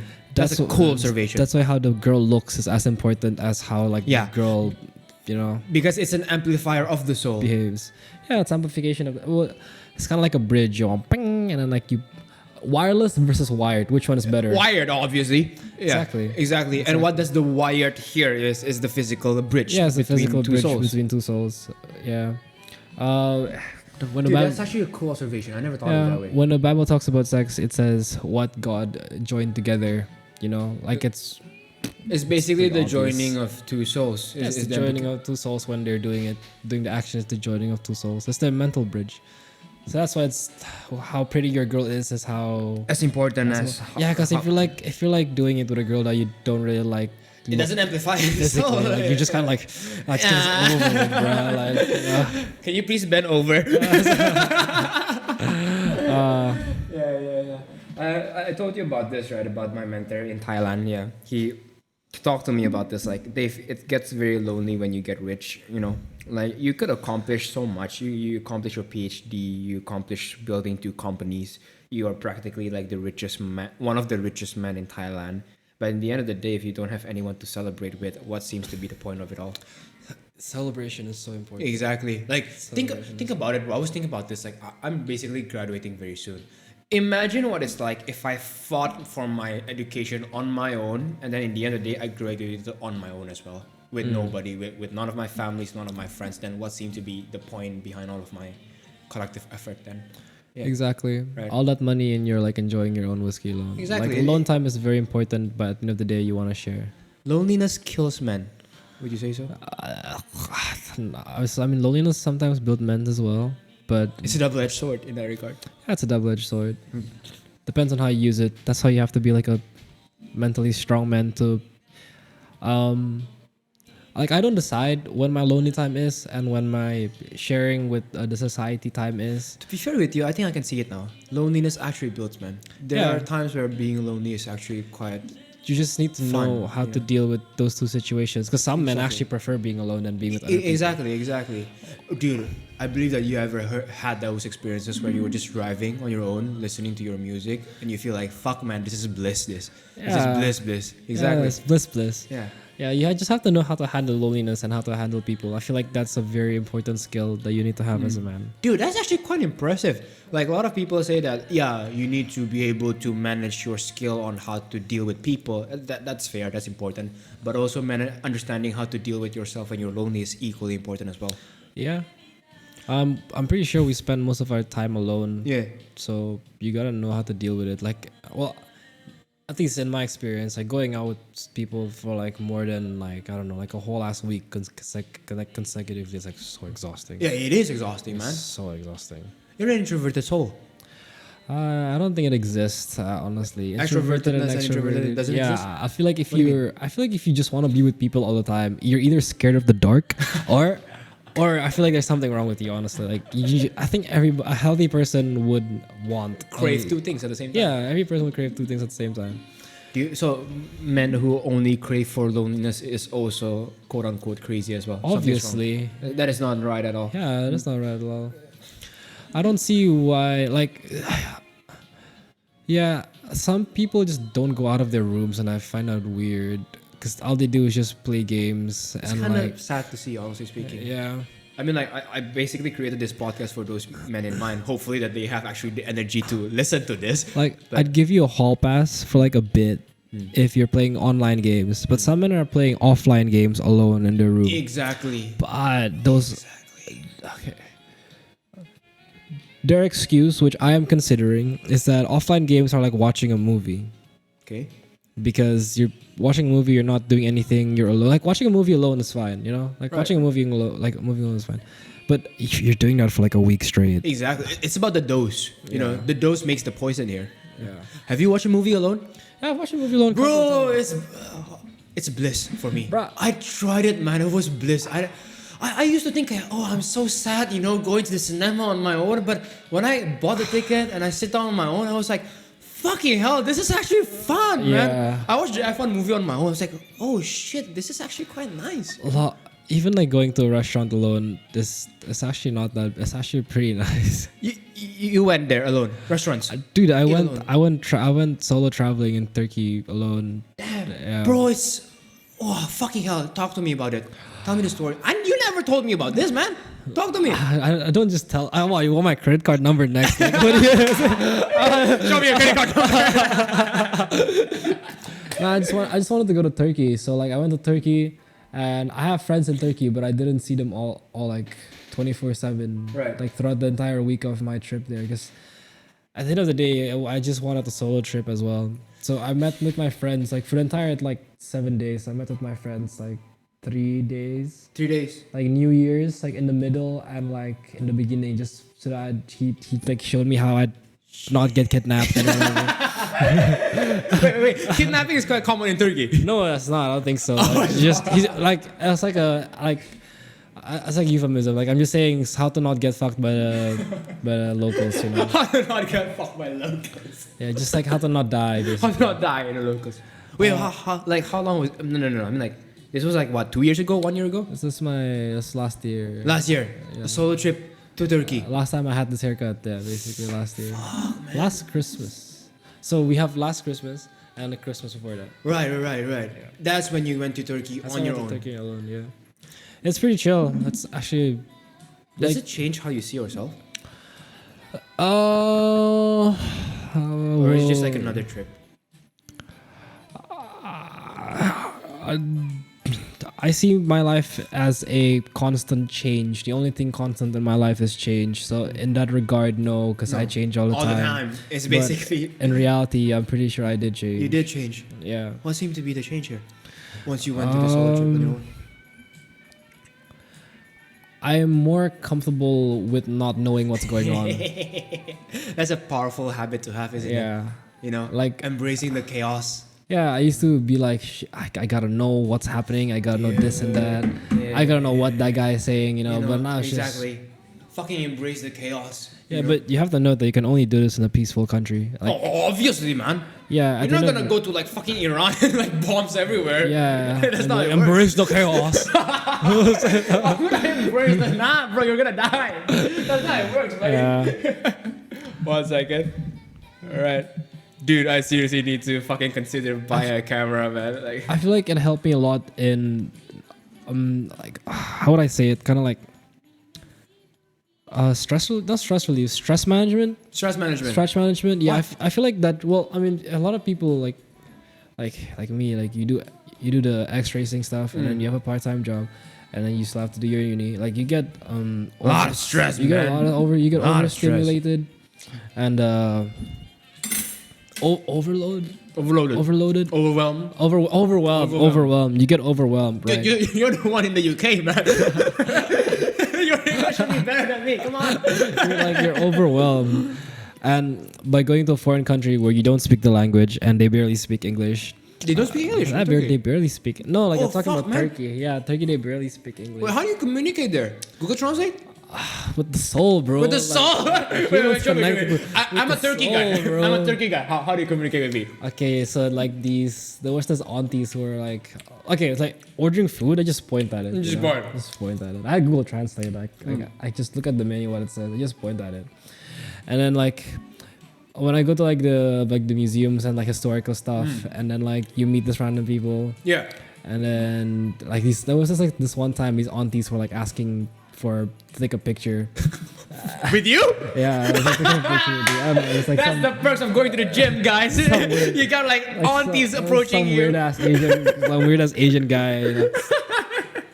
Nah, there was like a really nice aunties. Like I didn't even know what they were saying. Like they were like giving me their phone. I was like, and I was like, oh, okay. So like I took their phone and I was like, and like, Oh, you're taking picture of them. Yeah, I thought that they want to take a picture No, with no, you. no, I was like confused. Oh, I thought they want to. yeah, but there was like 8 of them, right? Oh, and they right. all wanted like their individual pictures one by one. I was like, fuck, I wanna go. Why am I here? Yeah, but it's not that hard, man. Like as long as you're going to like a peaceful country, communication is not that big of a deal. You know, In the end of the day, safety is the most as long primary as concern. as long as you know your way around, like just don't get lost. But it's hard to get lost nowadays with Google Maps. Google Maps, exactly. What seemed to be the most memorable? Sorry, what seemed to be the most memorable place when it comes to Turkey? Ooh, The one that you leave your heart behind. the castle, the castle. Sultan's castle. It's so beautiful. Like, Do you mind if you show me real quick? ooh, I do, and I can't find it because I took so many pictures. Dude, I need a fucking Jamie here, man. I Like, took- Jamie, pull it up. I took so many pictures. There's no Show me, way show me, I couldn't find it. What do you think about Turkey girls? Sorry. Turkey women. What do you think about them? I think they're sweet. They're sweet. They're really sweet. They're not hot, but they're sweet. Some of them can get really hot, but they're mostly sweet. Actually. Okay, I found it. Show me. I found it. So this is the Blue Sophia or whatever it's called, Holy but this is fuck, not it. This is like a mosque, but that's really pretty as well. I'm just because it was just there. So this corner really blew my mind. Like this was made like hundreds of years ago. Like What is that? it's a corner of a roof. It's a corner of a fucking roof. Yeah, wait, let me see if I crop this picture or not. Okay, yeah, I did crop this picture. Let me uncrop it. Show me. This card changes. Edit, revert. Dude, the architecture in rotation. Turkey is just fucking magnificent. Eh? Look at that. That's a corner of Holy fuck, bro. That was a corner of a This is. one of the rooms there. I thought this is like a fucking 3D And it's- digital design. And it's 3D, like it's 3D Exactly. in real life as well. I was looking, I was like, oh. What in the actual? I thought this is 3D, bro. By the way, like, do you mind if I show this on the camera? Yeah, go ahead. Like it's really cool. I don't think you can see it. Yeah, It's out of focus. Out of focus, It's yeah, out of whatever. focus. Yeah. But that's actually cool. It's really cool. Turkey's architecture is very interesting. Eh? The history, the architecture, the and people. like this pond in front of the thing as Motherf- well. Like the whole place was just really pretty. It really resounded with me. Dude, a solo trip is so fun, man. Solo trip is really fun. It's really, really fun. These are basically like the other spots here. Those are just some random pictures I took probably, but yeah. No, but these are beautiful, man. These yeah, are no, fucking those beautiful. are really, really nice. Like I'm really like I'm not an architect myself, but I appreciate You can. like I think at the like end of the day, beauty, you human know. beings have the natural inclination to appreciate art, whatever the form is. yeah. You think so? Right? I think so. Even a woman's body is a form of art as well, like architecture, music. My body's an art. Bro. Exactly. Our bodies is art. Yeah. Yeah. I'm starting to remember that moment when I was like doing a solo trip in Taiwan. That was literally like the biggest growth factor. Honestly speaking. Where'd you go? Where did I go? Where'd you go? Everywhere, man. Taichung, Taipei, where I was like fucking you. Is it called Taiwan because everything starts with Thai? Yeah, probably. Yeah, probably. Probably. I don't know, like, but fuck nowhere. Like, suddenly, like, I'm on my own there, just like cycling, having a bus trip, like, Ooh, looking cycling around. is nice. Dude, it's very nice, man. I mean, like, if like there's a young man listening, like, dude, trust me, going on a solo trip, having no one to tell you what to do, and getting to wander around, I think that's just a beautiful experience. Wandering around. I think get a bicycle. Yeah. Make sure your phone is charged and get lost on Get your lost. bicycle. Exactly. Just fucking go anywhere. Have some cash on you. Just yeah, for the of sake course. it. Like no shit, guys. Have some cash, man. And it's gonna be really nice. Exactly. It's gonna be a really nice day. I think like one of the most. How should I say this? One of the most beautiful experience when I was in Taiwan was the fact that I have nobody to tell me what the fuck to do. It kind of is confusing at first because like I have to take care of myself. I was used to having someone to tell me what to do, but now that I'm there for like 4 fucking months, nobody's there to tell me. I was like, okay, I actually got to decide, man. And that's actually where I think when That's where growing up comes in. yeah, I think that's where growing up is realizing that you are in control of your own life and you are in full agency. Yeah, on what to making do. your own decisions. Making is your own decisions. It pushes you into maturity. Exactly. Yeah. Exactly. Because you're starting to learn the factors that comes into decision making. True. And then you start to understand that all the consequences that you do is basically you need to carry them on your own, right? I think I told you this before, but one of my way of measuring how mature somebody is how much factors they consider when they're making a decision. Oh, that's actually quite interesting. Yeah, like when they make an important decision, I'd like to like ask them what factors you've considered, and then from then I'd like kind of like assess how intelligent you're. Like I wouldn't say how intelligent, like how wise you are, I guess. Because someone who is wise would take in factors, a shit ton of factors to consider, Yeah, including the people surrounding them. Yeah, a shit ton of factors and speed as well, because some people do these like really fast. Like they make decisions. Dude, yeah. I was thinking about this, like I noticed that one of the marks of hyper successful people is how fast they translate ideas into reality, into action. It's like they have like a workflow of like things to consider, and they go through all of it every time they make a decision. Exactly. But they go through it like Bang, right? Decision making is such a powerful thing to have, man. Yeah. Your ability to think on your own feet, your ability to call your shots on your own. That's fucking important. Calling your shots. Call your shots, exactly. And then realize that when you're calling your shots, you're also considering many people in the framework. I think that's just the hallmark of maturity, isn't it? Like, if you're an immature person, if you're just a child, what do? You basically do things for your own sake, right? You're not thinking about other things. But once you started to mature, once you started to grow up, you started to realize, okay, my consequences actually carries not only to myself, but also to the people surrounding me. Exactly. And I guess this is also why a lot of Gen Zs don't want to have families, because because you don't have to consider anyone else but yourself. Exactly. Like, it just makes things so much easier. Much more simpler in that regard. Yeah, like can you imagine how rich my dad would be if he didn't have 3 children? Like, would it be a worthy trade-off? well, that's a different story. But say I don't have a children yet. I haven't experienced what having children is like. My life is my life, and that's all I know. Like it'd be easier to keep it like this instead of having another level of uncertainty coming in. Yeah. Do you want to have children? As of now, no. Oh yeah, obviously. No shit, bro. Nah. No shit. Do I plan to have children?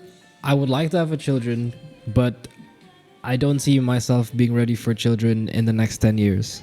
In the next 10 years? Yeah, 10 years is very short, man. 10 years is very short. 10 years is short? 10 years is short. In the blink of an eye. I think it's just because I'm an engineer, but 10 years is short. Why? What does that have to do with an engineer?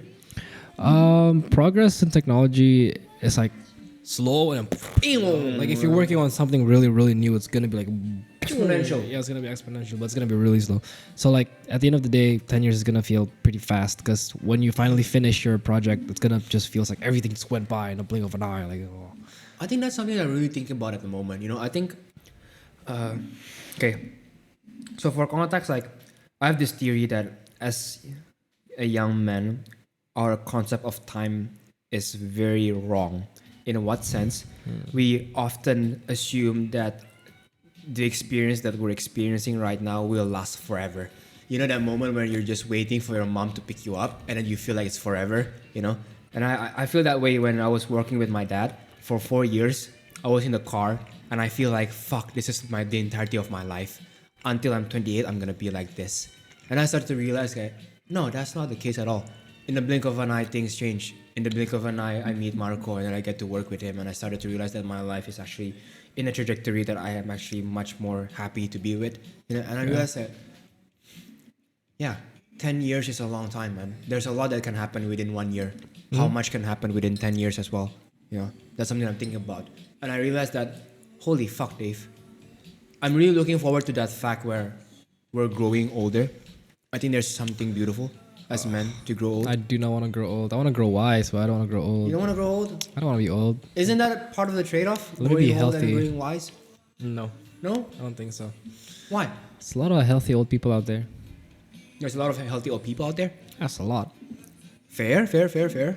But in order for them to be wise, they need to be older, no? Yeah, I guess. There are certain wisdoms that need to be attained only through age. Would You say know, I will be willing to do that trade. so? You will be willing to do that trade. I will be willing to do that trade. All the old and wise people said, I wish I was young. So if the old people already said that, you know. I think, yeah. This is something I notice about human beings as well. You always want things that we don't have. As youth, what do we? I don't mind being in my mental state right now.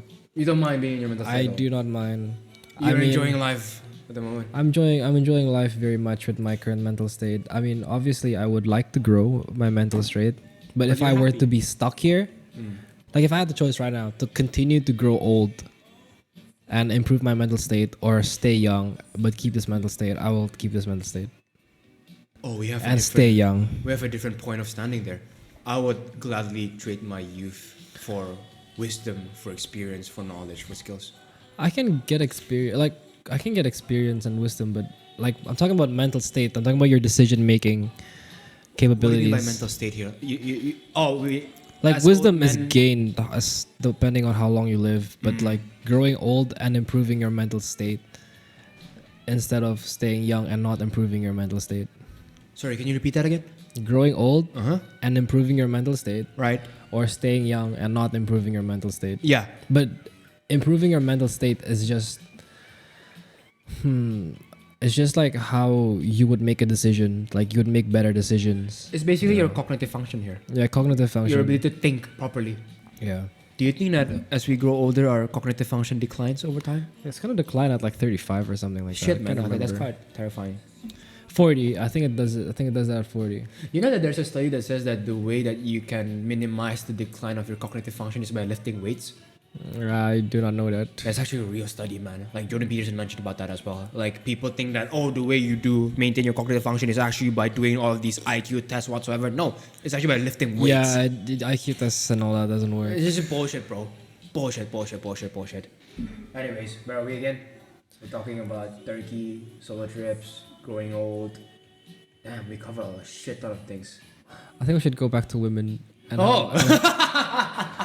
how guys should get women. I feel like that's a really It's a really delicious topic, I yeah. feel like that's a really delicious topic, and Really we good. only kind of like touched on the surface there.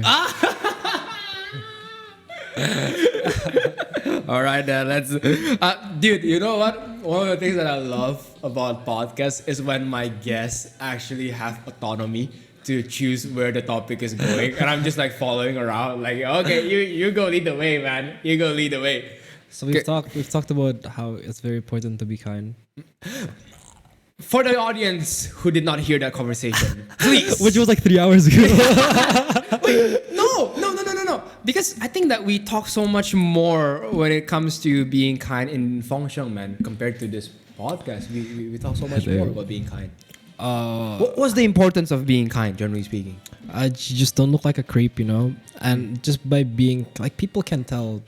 Like again, like you're just not your mind, your mind, your body, and your soul. Like people can just tell if your spirit or your soul is there's something wrong with it. You know, Something's just fucked up. yeah, unless you're like, like as an average guy, like an average looking guy, people can usually like see you straight through you. Right. Being kind is beautiful as a man, yeah. Being kind is so nice. Being kind Is so nice. Especially if you can afford to be kind.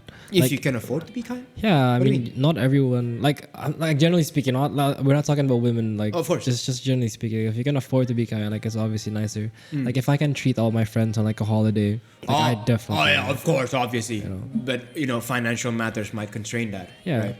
Yeah. Right. If kindness is beautiful in a man, does it work in the same way when it comes to what makes a man attracted to a woman? A woman's kindness as well. Well, obviously, because what do you mean, like woman's kindness? So we agreed that men being kind is actually quite attractive to women. Yeah. Is the reverse true? Women Yeah, who are obviously. absolutely very kind. Those Yeah. are actually very hot. Because if you just think about it like primordially, in a primate sense, anything that attracts you towards a woman should be stuff that involves childbearing and child raising. Yeah. And I feel like kindness is a very important aspect of That's basically the primary trait of what makes a good mother, right? A good figure who can raise up children, your children. Yeah. But, if that's the case, then why is it that women are attracted to men?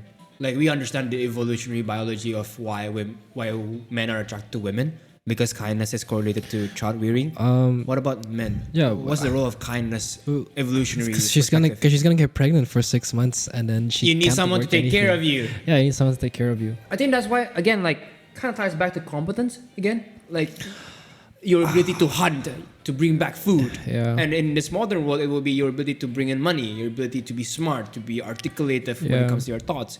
That matters as much as well, And right? like I'd say like one very important thing is that the less you speak, the better. You know, like especially when it comes to women. Dude, okay, talk to me Yeah, about like it. I know Talk this to me. guy. I know this guy who just yaps his fucking way out of like every single conversation. Like the type of guy who just like who wants to who speaks for the sake of wanting to sound smart.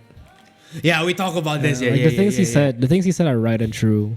It's just that he's not doing it to share knowledge or to add to the conversation. It's so interesting how we can smell people, isn't it? That's what I'm saying, bro. We can Like, smell people. We can smell people's body. We can smell people's spirit. We can smell their soul. I mean, I wouldn't say like that deep. I'm sure there's like a reason. Like everyone is probably trained in a certain way through nature Yeah. to detect these things. I don't think detecting these things are necessarily like you're smelling their spirit or soul, but We can sense them. yeah, if you can sense it. But anyway, so that guys like that are just not attractive. Like They're if you're like an insecure. They're average, needy. They're needy. yeah, like you're just needy. Like you only probably get like the really desperate looking women Desperate. to like go for a guy like that. But like generally speaking, like that guy is not really gonna get any women. Like Women who are 10 out of 10. Women are just like, women who you would want to marry, I'd say. women who you would want to marry. Women who you want to marry, yeah. Because I think any decent woman will look at that and be like, yeah, that's an incompetent man. Like he's just only looking for validation. and Insecure attention. men are just not attractive, Yeah. generally speaking. Yeah. How can we develop security? You as a know, man? wait, before we Please, get go there, on.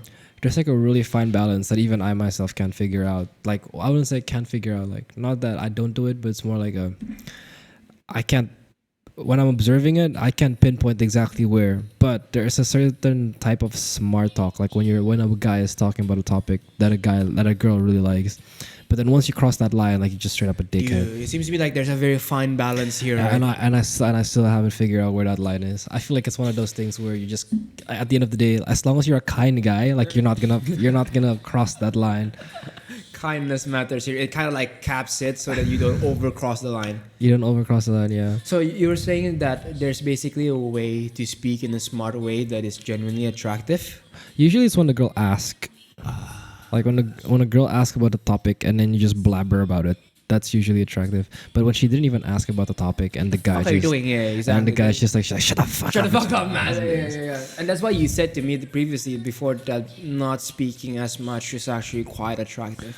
Yeah, because you're holding mystery. You know, you give her some space for her imagination to work. Yeah, exactly. One of my really, I had this really good looking friend, and then Wait, guy or girl here? it's a guy. It's a guy, okay.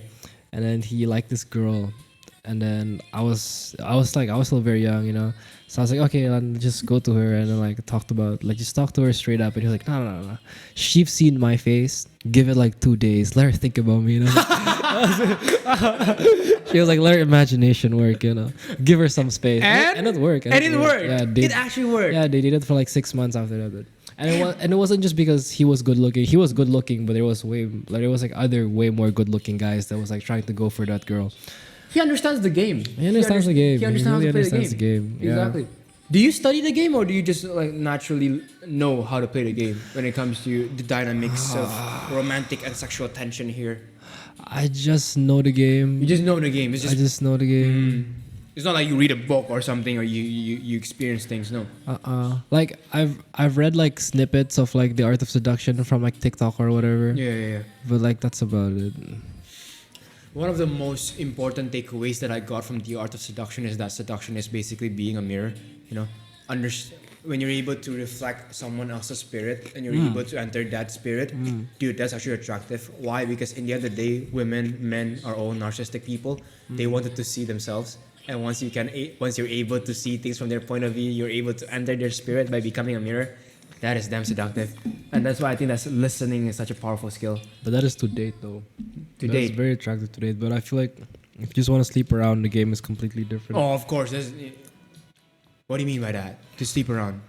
To sleep around, I feel like How do we play the game here? If someone just want to get laid. I feel like it's very similar.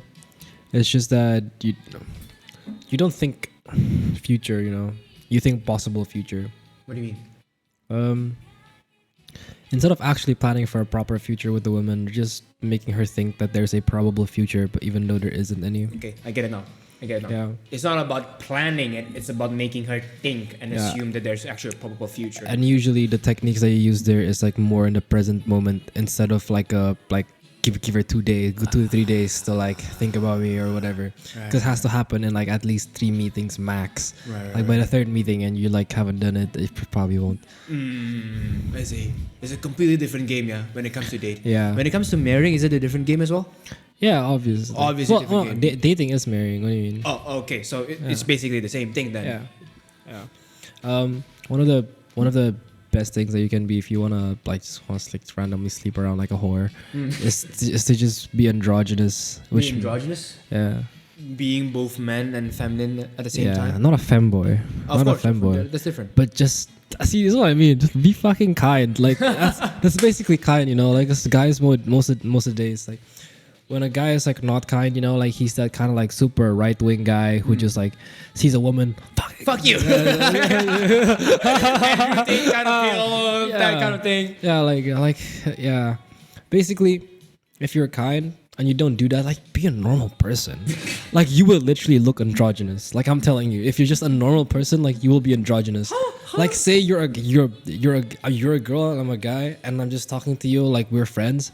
Girls kind of be whoa, is he into me or is he not? Seriously, if you're just kind and stop, if you just stop objectifying women, I'm telling you, you will attract a lot of women. The game is that simple, guys. The game is just that simple. The game is just be kind, guys. The whole entirety of the game. If there's you play a console game, and you just have to spam the X button, which is just be kind. Don't be kind so that you can sleep with her, but just be kind. Genuinely speaking, as a human being, I'm telling you, just to be kind.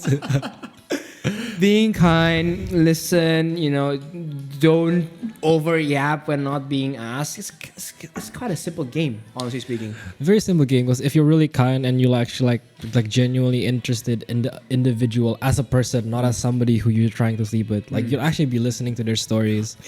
You'd have an actual conversation with them, you know. It's not just you like it's not just you either. Trying Like, to impress. yeah, you're not the birds of paradise here doing like some chess dance to Exactly. get laid. Exactly. You're just genuinely kind person, and you wanted to listen. You wanted to understand, to see things from their point of view. Yeah, That's attractive, man. and That's- yeah, because it just shows that you're grounded, man. Like like you're just grounded. Women like grounded men. Men who are just grounded. A lot of them, generally speaking, like stability, but obviously there's some who likes the crazy and wild ones. Is it a good idea for men to be able to be both stable and wild at the same time? What does that even mean? You mentioned before that some women like men who are grounded, stable, and then there are some women who also like the wild adventures, the highs, the ups, the roller coasters. Yeah, but those are usually like emotionally unstable women as well. So like, Right. it's completely different case. Different I feel cases. Like. Yeah. Most likely, the women that you wanted to marry actually prefer men who are grounded, stable. Yeah, because you like birds of a feather fly together, you know. Hold on 1 second. Let me do this real quick. All right. Let's go. Rolling again. Awesome. Nice. Grounded men. How can men be more grounded? You know, to be more in touch with themselves, to not have the need to impress someone. Like it all comes back down to to the question like you mentioned before that it's about being overwhelmed. It's about being overflowing with love, not necessarily you're craving for love. Then the question is like, okay, how can men be overflowed with love rather than craving and in need of love? Read a lot of books and make a lot of mistakes. Because if you only make a lot of mistakes, you can go the wrong direction. But if you're doing both, then you're gonna be fixing yourself in the right direction. Read a lot of books and also make a lot of mistakes. Yeah, What does that have to do with it? With self-love, you know. that's Is how that you. even a right terminology to use? Self-love? Um, Your ability to be content with yourself, grounded, to not have the need to impress someone. the best way to say it is to be at peace with yourself. Oh, okay. I like that word better now. But To yeah, be at peace with yourself. But there's a lot of ways for you can be at peace with yourself. I can be a potato couch and be at peace with myself. Exactly, You know? exactly. So it's always a double-edged sword here that we're walking by, right? Yeah. Like how can we be at peace with ourselves in a way that is actually beneficial for our lives, not becoming a potato couch? Exactly. That's the question. Like just read a lot of books, such as this, This one, Such as meditations, this. guys.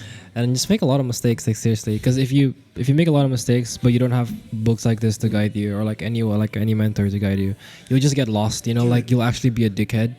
But if you're making a lot of mistakes and you're you're fixing actually them with like proper guidance, then you'll actually be a decent person at the end of it. There's two kinds of failures: necessary failures and unnecessary failures. What I mean by that is that necessary failures is that you prepared everything, you're not stupid, and then you still failed, and then you learn. Yeah. Unnecessary failures is that you don't prepare for that shit, and that's why you fail. That's just plain stupidity. You know, you have to be careful. Fail a lot, of course. That's where you learn. Ooh, something that came out of my I agree, but coming back to what we're talking about, something Sure. that really came into my mind was that I think there was this line from a movie that says, "Pretty things don't ask for attention." Oh, that's beautiful, man. The camera guy. Yeah, I think so. I Yeah. think so. It's a camera guy. Yeah, the camera. The Secret, camera. Secret Life of Walter Mitty. It's a really good movie. Why is it that you don't take the picture? You know, sometimes pretty things don't ask for attention. That's beautiful, man. I don't know if it's that guy or not, but I think it's some camera guy. But yeah, that's a really, really good line. I feel like. I think that if you know that you genuinely have a beautiful soul, and how do you beautify your soul? Again, with books, with mistakes. And I think that reading books is just an absolute superpower. Why? Because you get a mentor that is a Roman emperor that lives for like you know, what, that's 1,000 years a ago. good way of saying Yeah, it. That exactly. is actually a really like good fucking way of saying hell, it. Shandersen. Actually, though, yeah. What? Think about it, bro. Think about it, man. Fuck, like 18-year-old Shandersen was being taught by Marcus Aurelius. Exactly. Like, oh, damn. Guys, think about it. This is book Meditations. Yeah, this is basically Marcus Aurelius' thought. Like, think about it. The fact that you read this, you're reading his thoughts, and you're being mentored by a fucking Roman emperor. Oh. Think about it, bro. Yeah, Like, honestly speaking. I've never thought about that. Actually, that's really, really cool. That's absolutely gold, bro. That's just fire. Books are crazy. Okay, it's like you get like some books that are just like so stupid that even if you read it, you just come out stupider. Yeah, exactly. Because it just doesn't make any sense. And then you get books like this where it's It's like absolute gold. there's clarity, there's guidance, there's clarity. Like you come out of this a better man. And you can clearly say that Marcus Aurelius did mentor me. That's actually really cool because it's so clear. It's so clear. His instructions is like, it's just so clear. Like you actually know what he's saying. what seemed to be the biggest takeaway from Marcus? From your Ooh. You know, I read that book a long time ago. I wouldn't know what impact it had. I see. One of the nicest things that I like about reading books is that you won't always remember it, but if It becomes part of who you are. it becomes part of who you are. Exactly. Yeah. Bro, I thought about this a lot. Like, I read Because if you think about it, yeah, you're basically talking with this guy for like how Exactly. many hours? Exactly. How many hours did it take you to read like a book like this? exactly Bro, isn't this like 300 pages? 300 pages. Yeah, 300 pages. The other 200 pages is like Yeah. commentaries or something. Like, bruh, like seriously, how long is that conversation with Marcus Aurelius? Fucking hell, bro. Of course, it would have impacted you. Exactly. You know, No. and like you're not reading a book like a little bit here, and then after a year later, like you're doing it in a single week. Exactly. Like in that exactly. 1 week, like obviously It it's gonna shapes who you impact are, man. Yeah. Like I thought about this, man. Like I read books, right? And then like oftentimes when people ask me what seemed to be the biggest takeaway, I have a difficulty to pinpoint with crystal clear memory of what it's like.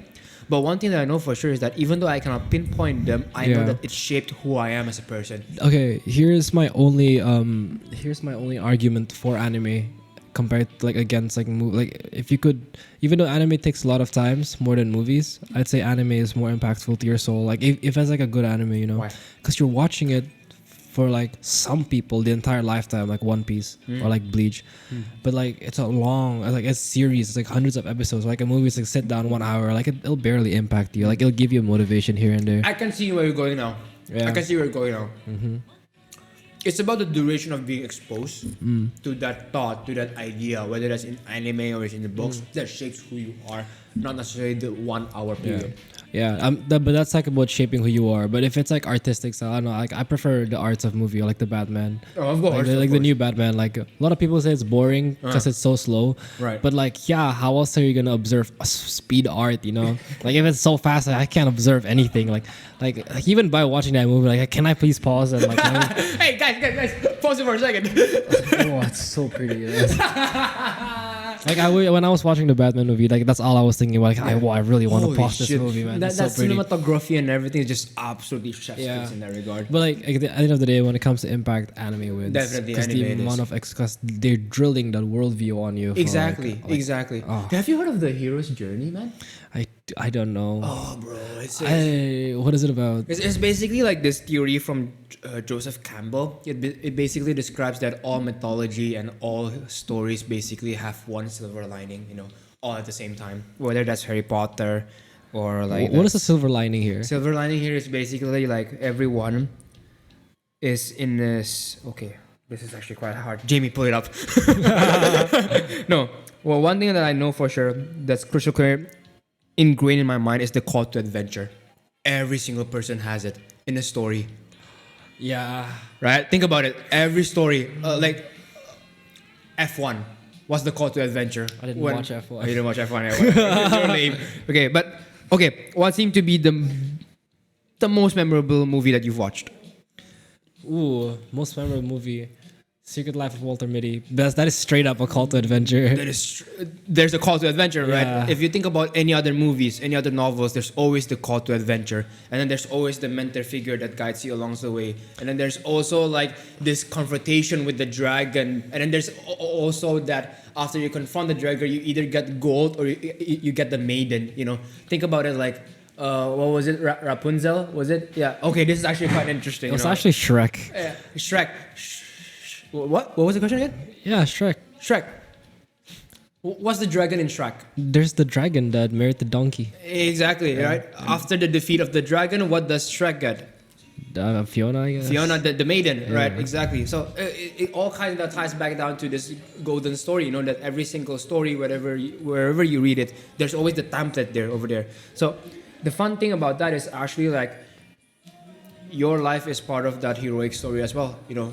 There's the call to adventure in your life. There's the mentor figure in your life.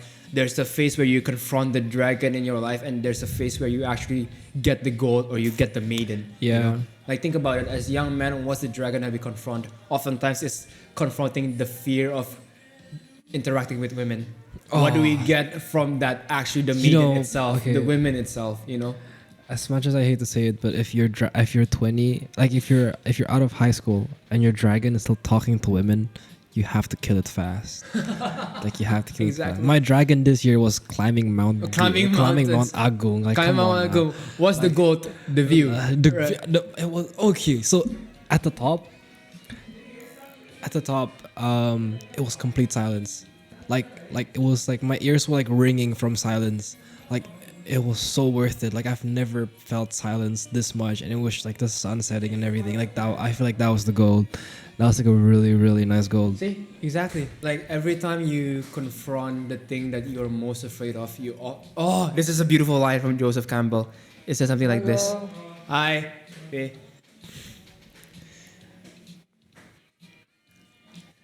The goal that you're looking for is always being guarded by the dragon that you're most afraid of. Yeah. The goal that you're looking for, the things that you always want, is always being guarded by the dragon that you're most afraid of. I'm actually afraid of heights.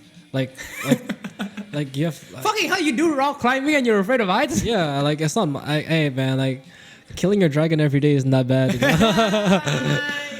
But like I've done a lot of things with heights, and I'm still afraid of heights. Yeah. I haven't gotten used to it, and even like climbing Mount Agung, it was like so steep and everything, and it was so windy. Like you could have tipped over like very easily.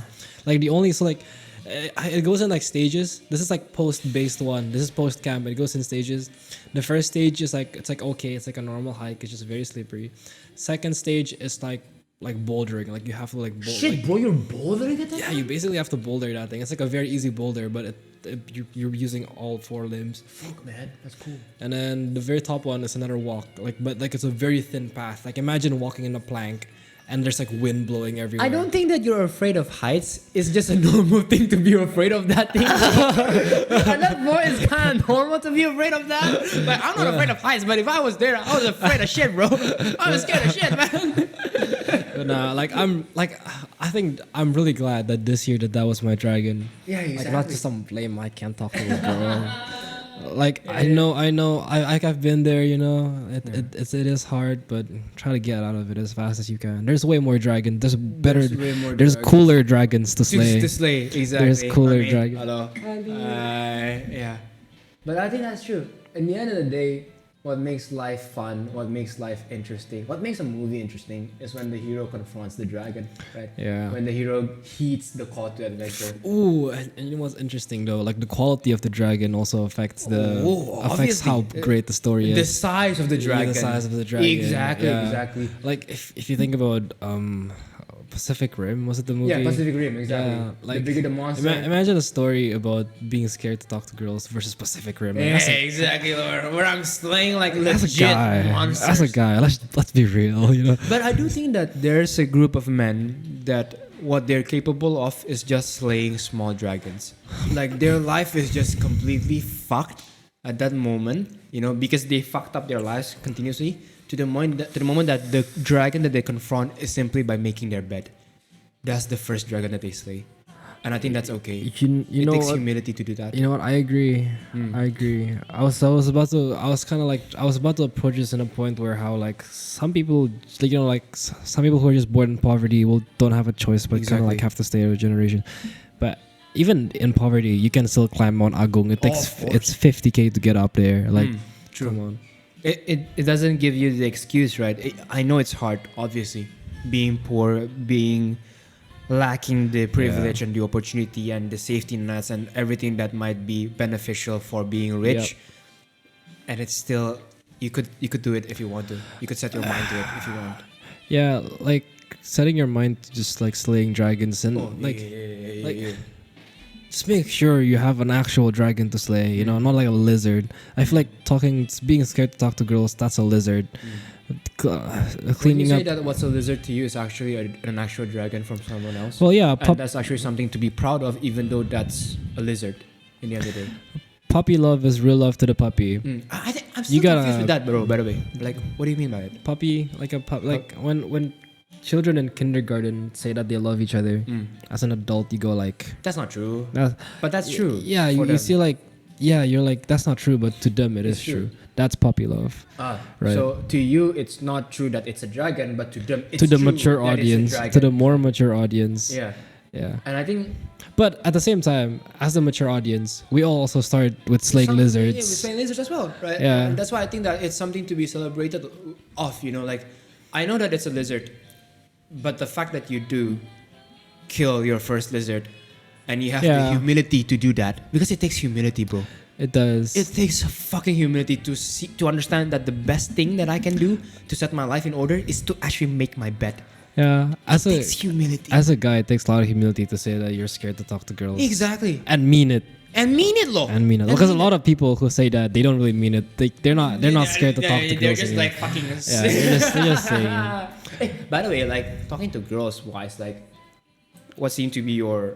I know that it's not supposed to be mechanical. It's supposed to be that you're flowing here. But what seem to be the common principles that you have in mind when it comes to talking to girls? You have to give me a context first, though, because obviously it's a case-to-case basis. Because it's not mechanical, it's a case-to-case basis. Yeah. When you were, can I talk about this, Fisha? Oh, that's such like a long time ago, though. Yeah, talk to me And- about it. How did you approach her? What's the step-by-step? Okay, process? but that was like like I was 18, like that was a very mechanical approach. Like you can use this in any context you can. Like you see a girl, think she's pretty, let's just go up to her, say you're pretty, can I have your Instagram, and it gets coffee sometime. Like that's a very mechanical way of approaching it. In the end of the day, it kind of ties back down to being kind. I think that you can do those three things and be kind and you get the number, and you can do that and be creepy and not get the number, right? It's a step-by-step process. We could do the same thing, but it's about how we carry ourselves that matters. One thing that I like to note is that method only works for like good-looking men. Exactly. I guess that's what I'd say when it comes to Exactly. like mechanical. Like has to make a proper input. Like you have to be a good-looking man to do in order that. to approach. Because if you're like a creepy guy and just go to like You're not gonna any, get that. yeah, like you're just gonna get that. You're not gonna get that. But if you do the art of seduction way of Robert Greene, which I don't even know what it's about, Do you think that but I feel like that would work on however, like if you're like people can be clapped or not. seductive even though you're not attractive? Yeah, I've had like Wait. If you're unattractive, even. I have a lot of ugly, like I'm thinking ugly poor friends. Like they don't like not poor, but like They're kinda ugly. They're kind of broke and they're ugly. They have like really, really pretty girlfriends, bro. Like confidence get you a long way. Shit, bro, it does. It does Confidence give you gets magical things. man. Confidence gives you a long way. Does confidence have the same foundation with having peace with yourself? Yeah, obviously. Right? Being at peace with yourself is the foundation to being confident. I'm talking about like he's fat, his hair is like long and frizzy, and he still gets pretty girls. Damn. Like, yeah, Confidence, confidence goes a long way. Yeah, like if you're not good looking enough to do the whole you're pretty, can I have your number, then you gotta have to go to the be kind route. Yeah, be kind route. But generally speaking, just go to the be kind route. Even if you're good looking, doesn't mean that you can be a jerk, no, and still attract pretty girls. If you're good looking, a lot of times you can get away with it because they're just so clouded with how good looking you are. But just how handsome you are, yeah. In the end of the day. I see. Dude, this conversation has been like fucking a lot, man. I enjoyed this. I'm enjoying this. No, let's continue. I'm not stopping here. I just want to say that. Like 16 episodes did I do this podcast. This is my first time doing a free format, free flow conversation. And I never enjoyed it this much, man. Yeah, but since we do it all the time, though. Huh? Because we do this all the time. Yeah, fair point. It's like an average Friday for us. Exactly. It's kind of normal, right? I think that's something that I really want to achieve as a conversationalist, as a podcast host.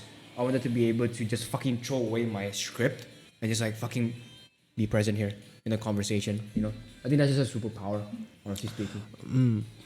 How do we can be a great conversationalist?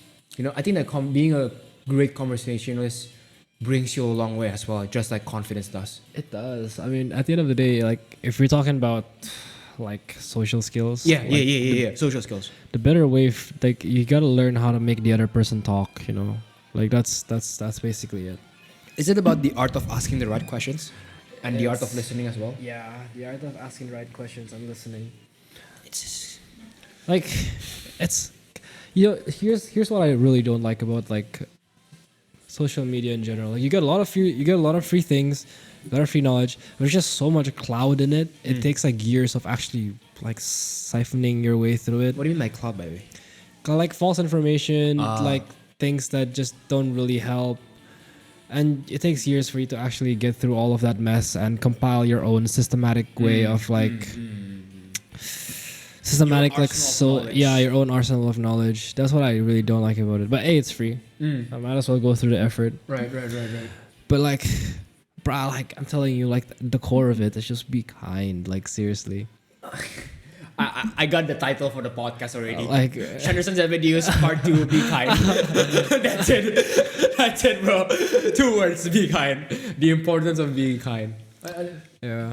I never thought of it that way. I think a lot of the information nowadays in social media is that, if you want to be seductive, you have to use this technique, you have to do this trick. That's what I'm you, saying, You bro. must not like answer the text like very quickly. You have to wait for like 1 hour to give a sense of distance. Nah, bro, just be kind. Like let's be real though. Women don't think that way. They don't care what time you respond. You know, like as long as let's say if you're a kind person and you have if you have an actual life, you'll be responding at a period of time where the women would actually be comfortable. Like it wouldn't look like you're a bum because you're responding 24/7 immediately, and it wouldn't look like you're a jerk because like you're waiting for like days. Yeah. You know, like if you respond when you have time, which is AKA being kind, like you'll be fine. That's actually quite respectable, no? Like you'll be fine. No, like the fact that you actually have shit going on in your life is to the point that you cannot respond on the go because you have shit to focus on. Exactly. And then you still manage to respond as an act of kindness. That's just beautiful, man. That's respectable.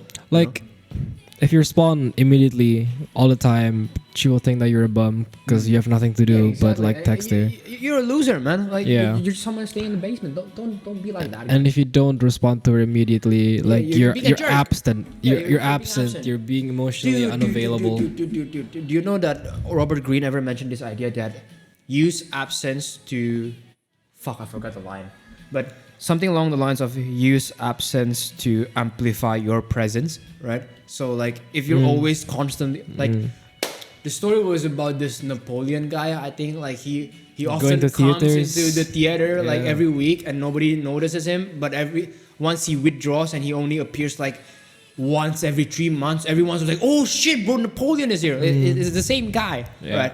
But he uses absence to amplify his presence. But he also mentioned this idea that if you haven't been present in her life or in someone's life and you completely withdraw, you're basically breaking the curse. You're breaking the spell already. Yeah, because You like need- who are you? Who are you in the first know? place? You need to put in the seeds first and then you withdraw. But if Yeah. it hasn't been penetrated enough and you withdraw, then what's the point? in Yeah, the no first one's place? gonna care. Yeah, you're breaking the spell. Don't do that, guys. Yeah, that's just a cool idea. How was about that one? We mentioned about we were talking about being a great conversationalist, and it's about asking the right questions, and it's about the art of listening. I also think that having an interesting life helps a lot, bro, in your conversations. Having adventures, man. I think that's it, bro. Bruh, like I've done so much stuff in this 1 month.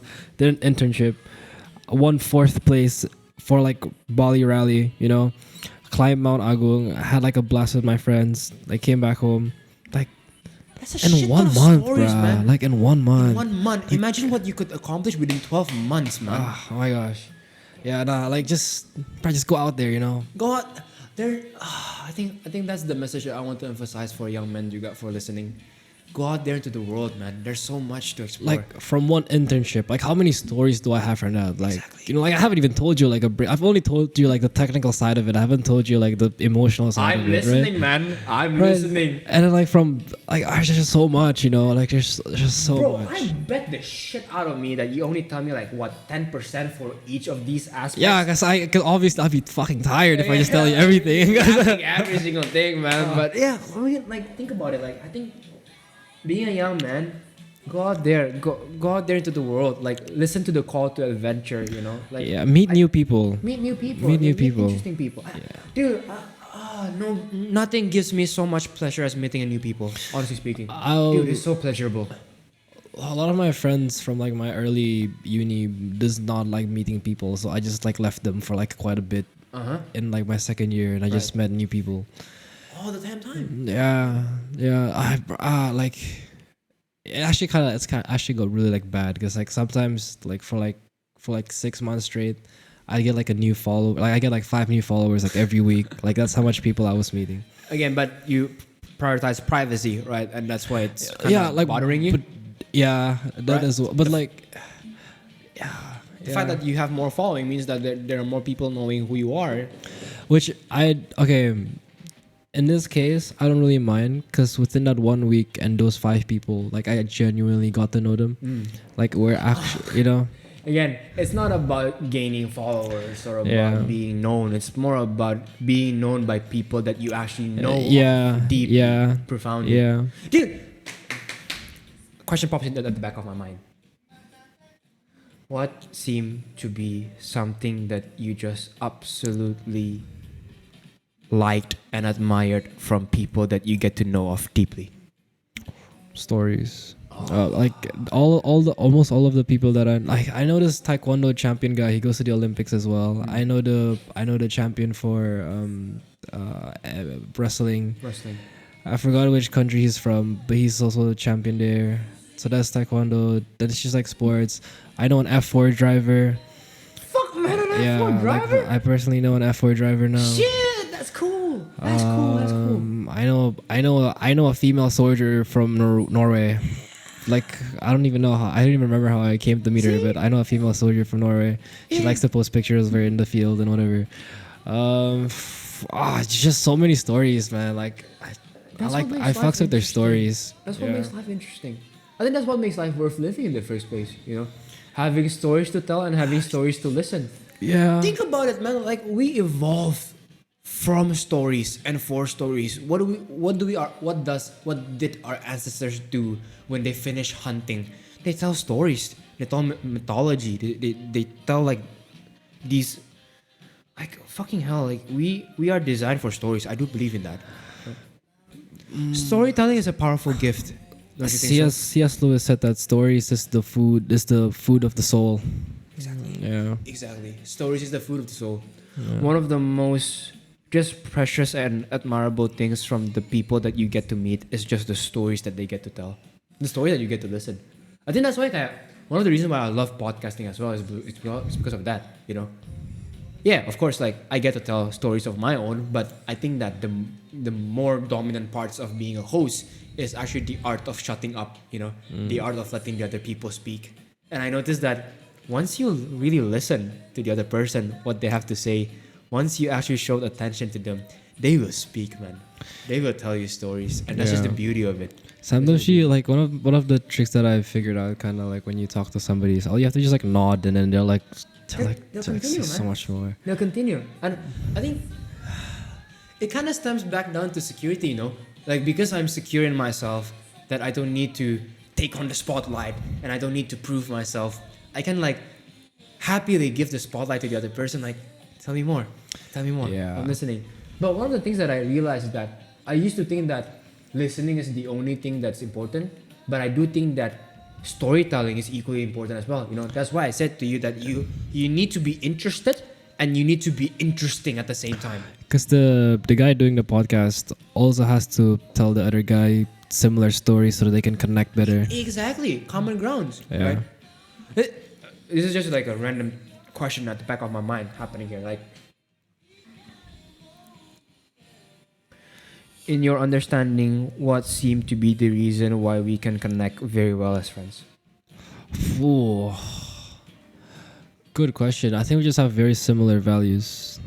I think we have very similar values and we have very similar goal. Not in specifics though, because obviously my goal is very different than yours. But it's more towards that we have a goal and we want to accomplish that goal, and the means by which we're going to accomplish that goal is very similar in concept, I would say. In like our actual methods of doing it is different, but our mentality, we just our have spirit is the same. Yeah, we just have the same spirit. We share the same spirit. Yeah, I have a goal, you have a goal, you have something that we're aiming at. We're climbing a different mountain. It's just that yours is a different color than mine. That's the best way to say it. Different colored mountain. Yeah. Same mountain, different Sick color. mountain, man. Sick mountain. I think that's cool. I think that basically the foundation of every friendship is basically that, isn't it? Shared values. What is it that we value? And what is it that we value? We both value. What is it that we value? I think we value society, our role in society, and how we treat ourselves. Ah, okay. The fact that we have the possibility to make the world a better place, and And the willingness to do it. the willingness to do it. Yeah. Dude, I love this quote so much from Jordan Peterson. I keep it like at the poster at my room. Allow for the possibility that you have something important to contribute into the world, and that the world will be a lesser place without it. Dude, I love that shit. Oh, you know what's a cooler line from Kanye West? Is actually, you know, you've made an impact in the world when nobody knows you. You know you've made an impact in the world when nobody knows you. Yeah. Who made the light? Who made street lights? Nobody. Yeah. Yeah. Who made the windshield wipers? None Do you know how of them. important those things are? Those are fucking important, man. Yeah, exactly. They're so important. We don't know who made them. Who developed the Halo in F1? I don't know. Yeah, that's a good point though. Yeah, actually. Without it, like all the drivers will be dead. Who invented the wheel? You know, like only like a very very niched individual would know the answers to these things. Like I know a girl made the windshield, but I don't know who to name her name. Like Wait, a girl? yeah, a girl made the windshield wiper. Like I'm pretty sure it was a girl who made the windshield wiper, but I don't really know what her name is. But I just know it was a girl. Dude. Is there a lot of talented girls in the In Exeter? STEM? Yeah, in STEM, like in your industry. In my no, there's only. In my industry, yes. In your industry, yes. Yeah, like the first picture of a black hole was taken by the girl. What? The That- first one? The first picture of a black hole. I think the lead engineer in NASA was a girl. Oh shit, bro, that's impressive. Yeah, girls did a lot of things in NASA actually. I respect girls, by the way. I respect girls so much. Girls did a lot of things in NASA. Anyway, yeah. So Kanye West said that be so impactful to the point where nobody knows you because your inventions are just used so commonly. Be known for what you do, not necessarily for who you are.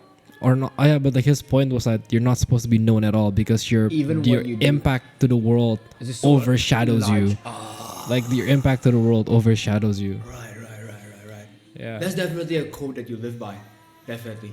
You Yeah. wanted to bring in impact to the world without being known as much. Because again, your invention is what overshadows you. Yeah. What is it that you want to create, by the way? A company, right? Car company? I want to make a lot of things. You want to make a lot of things. That's make a only lot of one of them. things. What are the other things that you want to create? Well, one of the I want to make my own car. Like that's one. That's a must-do goal. Are we talking about like a sports car, or what car are we talking about here? I would like to make a sports car. Sports Yeah. car? Yeah, I'm talking about like a. Shit, bro, Indonesian sports car. Do we have that? No, We actually have that. we have that. Yeah, I had to have like a sports car. It looks like a Mini Cooper, but It's a Japanese brand. Daihatsu.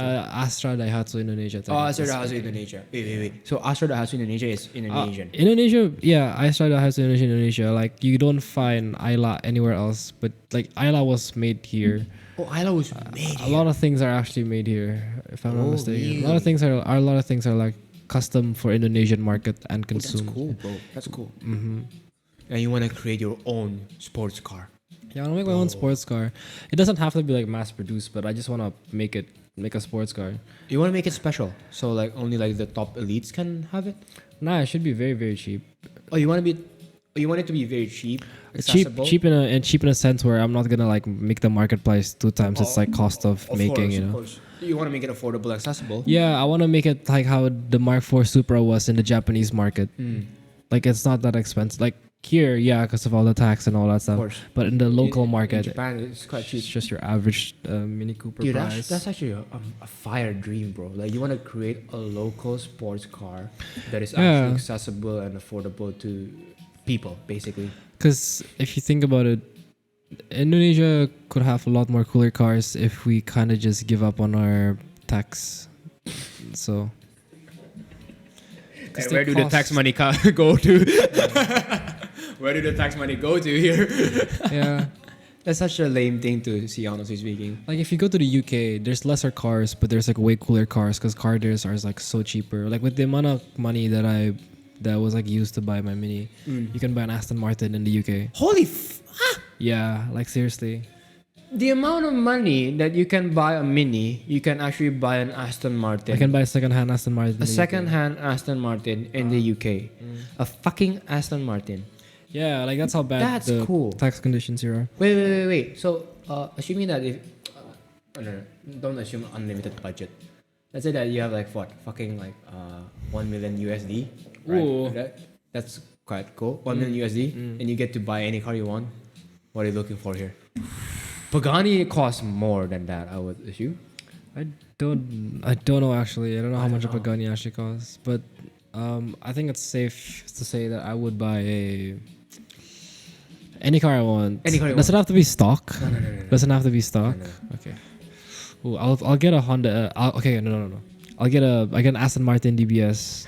Shit, man. I get an Aston Martin DBS, but Aston Martin is cool, man. yeah, but instead of just like green paint, I want the whole body to be carbon fiber. Wait, Like- what's the color of carbon fiber again? Carbon fiber is like 143 pounds per square meter. Oh no, what's the color? Color is black. Sorry, I thought it was like oh. a price. No.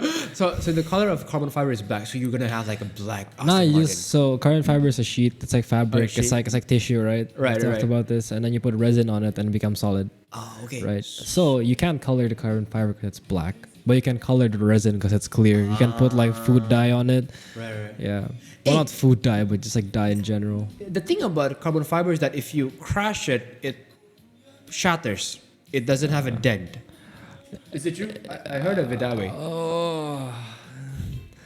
Technically speaking, yes, it does crash, but speaking like actually speaking, your carbon fiber can be like thin enough, and like a shit carbon fiber will dent. That's what I say. Oh, it will dent. A shit carbon fiber layup will dent, But a good one, but a good one will just shatter. it's just shatter, just like that. Yeah, I mean, it was not gonna shatter like glass. It's like literally wood is actually the best example that I'd say would be, because wood at the end of the day is a composite material. Carbon fiber is a type of material called composite material. What's composite material? Composite material just means that you're combining two things into one. Concrete is composite. Wood is a composite. Why do we combine two things into one? When you combine two things into one completes the other.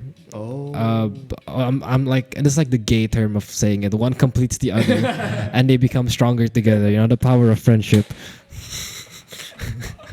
Clip that shit. Clip that shit. But like, yeah, that's the basic foundation of it. So like, carbon fiber breaking would be like a wood plank breaking, and the, Okay, Yeah. that's cool. I never thought of it. uh-huh. And obviously you have different goals and different targets. So if you want a flexible carbon fiber, then it will break like flexible wood. So it's gonna be like, like the shreds coming out. Right. It kind of depends on how you craft the carbon It fiber. depends on how you craft the carbon fiber. But if you want like really strong, stiff carbon fiber, it will break like a really good chopstick, like just like straight in two pieces. Mini Cooper is made of carbon fiber. Mini Cooper is made of metal. Metal. Oh, it's not carbon fiber at all. No, it's not. I mean, you can. I'm sure you can. Like, no car is actually made out of carbon fiber, except for like some supercar. Well, like some really expensive cars are made of carbon fiber. Like Pagani is made of carbon fiber. The Ferrari F40 is made of carbon fiber. Again, it's not because carbon fiber is expensive, right? It's about how you craft it, as we talked before. No, carbon fiber is also expensive. Oh, carbon fiber is in expensive, general. and then the way you craft it as well. It's is also expensive. expensive. Yeah, I can't remember if the F40 is also carbon fiber mold or not, but yeah. Because usually it's destructive construction. What do you mean? The mold they use, the foam, it can only be used so much for so many times. Like the mold that you lay the carbon fiber on can be used so many times. Even with like a metal mold where it's technically indestructible because it's metal, you still sometimes get like scraps of resin here and there, just because humans aren't really that perfect at working. Wait, so if a machine was to work on that, it could be perfect? What do you mean? You mentioned before that there's a lot of resin that is cracking because Oh no, humans are... as in like the resin ended up being attached to the mold instead of like just being taken out when you take out the carbon fiber. And just because of like somebody forgot to put acetone in that area or whatever. Human error in that regard. Human error, but like if no human error, I feel like it would still do it. Carbon fiber is not as precise as a lot of people like to think it is. Even in like Formula One teams, Yeah. there's still imprecision here. even in modern cars, yeah, in fact, it's like a really, really big problem. Like, remember when I told you about how, like, if you want to wrap something up in carbon fiber, you're gonna have to need like 2 pieces, Yeah. or like at the end of the day, like not necessarily 2 pieces, but like a joint end, like like a joint, like where the fabric folds, and then like you gotta do something about that. Yeah, that's like a really big issue that all of them are facing right now. And even in like modern, like I wouldn't say brand names because I feel like I will actually get slapped, but like Sure.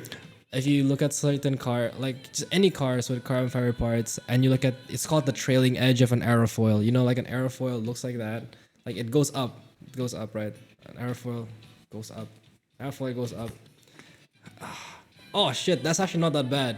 Okay, so that's an aerofoil, guys. Oh, okay. That's an aerofoil, and the ass of an aerofoil is usually it's what you call the trailing edge. So the wind goes that way, you know, wind goes that way.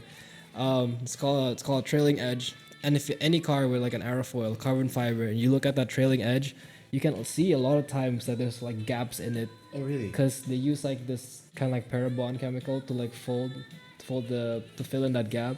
And sometimes they just don't see it, but because they don't notice it, but there are gaps there. What happened if there's a gap? Well, it made it to the market. I mean, I saw it in the car. Like a lot of cars have that. So like, It's Oh, well. imperfection in aesthetics, or like it's there's imperfection in aesthetics, and there's a misfunction here.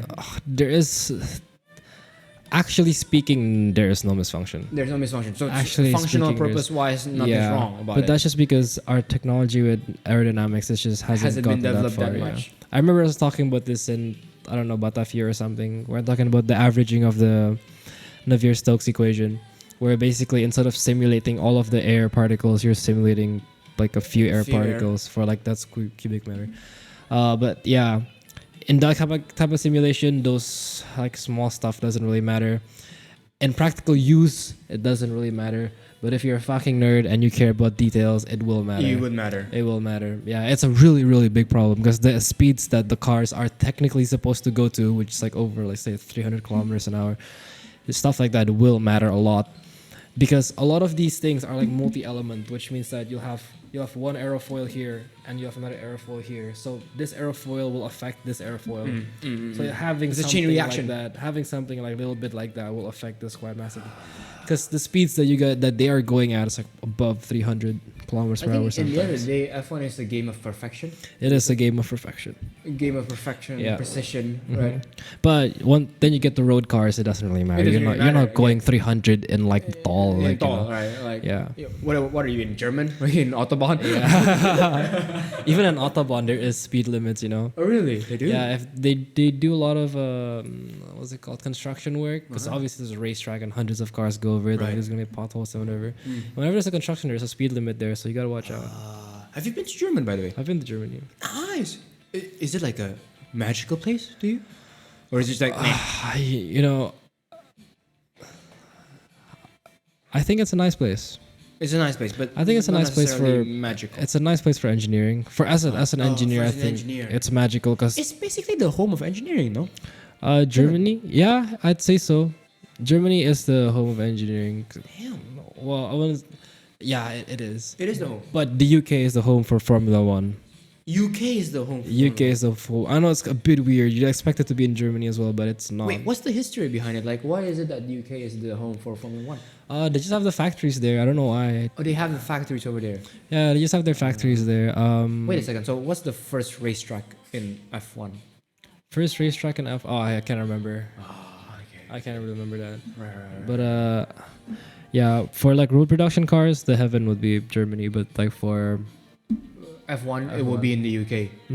I mean, obviously, just like hundreds of car companies scattered around the world. you Right, know. of course. But I personally prefer Toyota over, like, I prefer JDM cars over German cars. Really? Yeah, Considering that you have unlimited amount of money, you would still- assuming that I have unlimited amount of money, I would buy,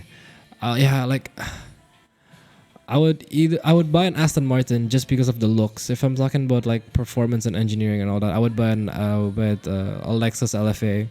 Seriously, Japanese cars I would buy a in terms of their engineering is Yeah, top notch. I'm not a very big on over engineering things. I mean, like, sure, you get like a little bit more performance, but What do you mean by over engineering, by the way? if you see the suspension of like a German car, it's so different than a suspension from like a Toyota car. if you were to explain that to an idiot, how would you do that? One looks very complicated, the other one looks very simple, and one only performs better a little bit. Oh, that's Yeah.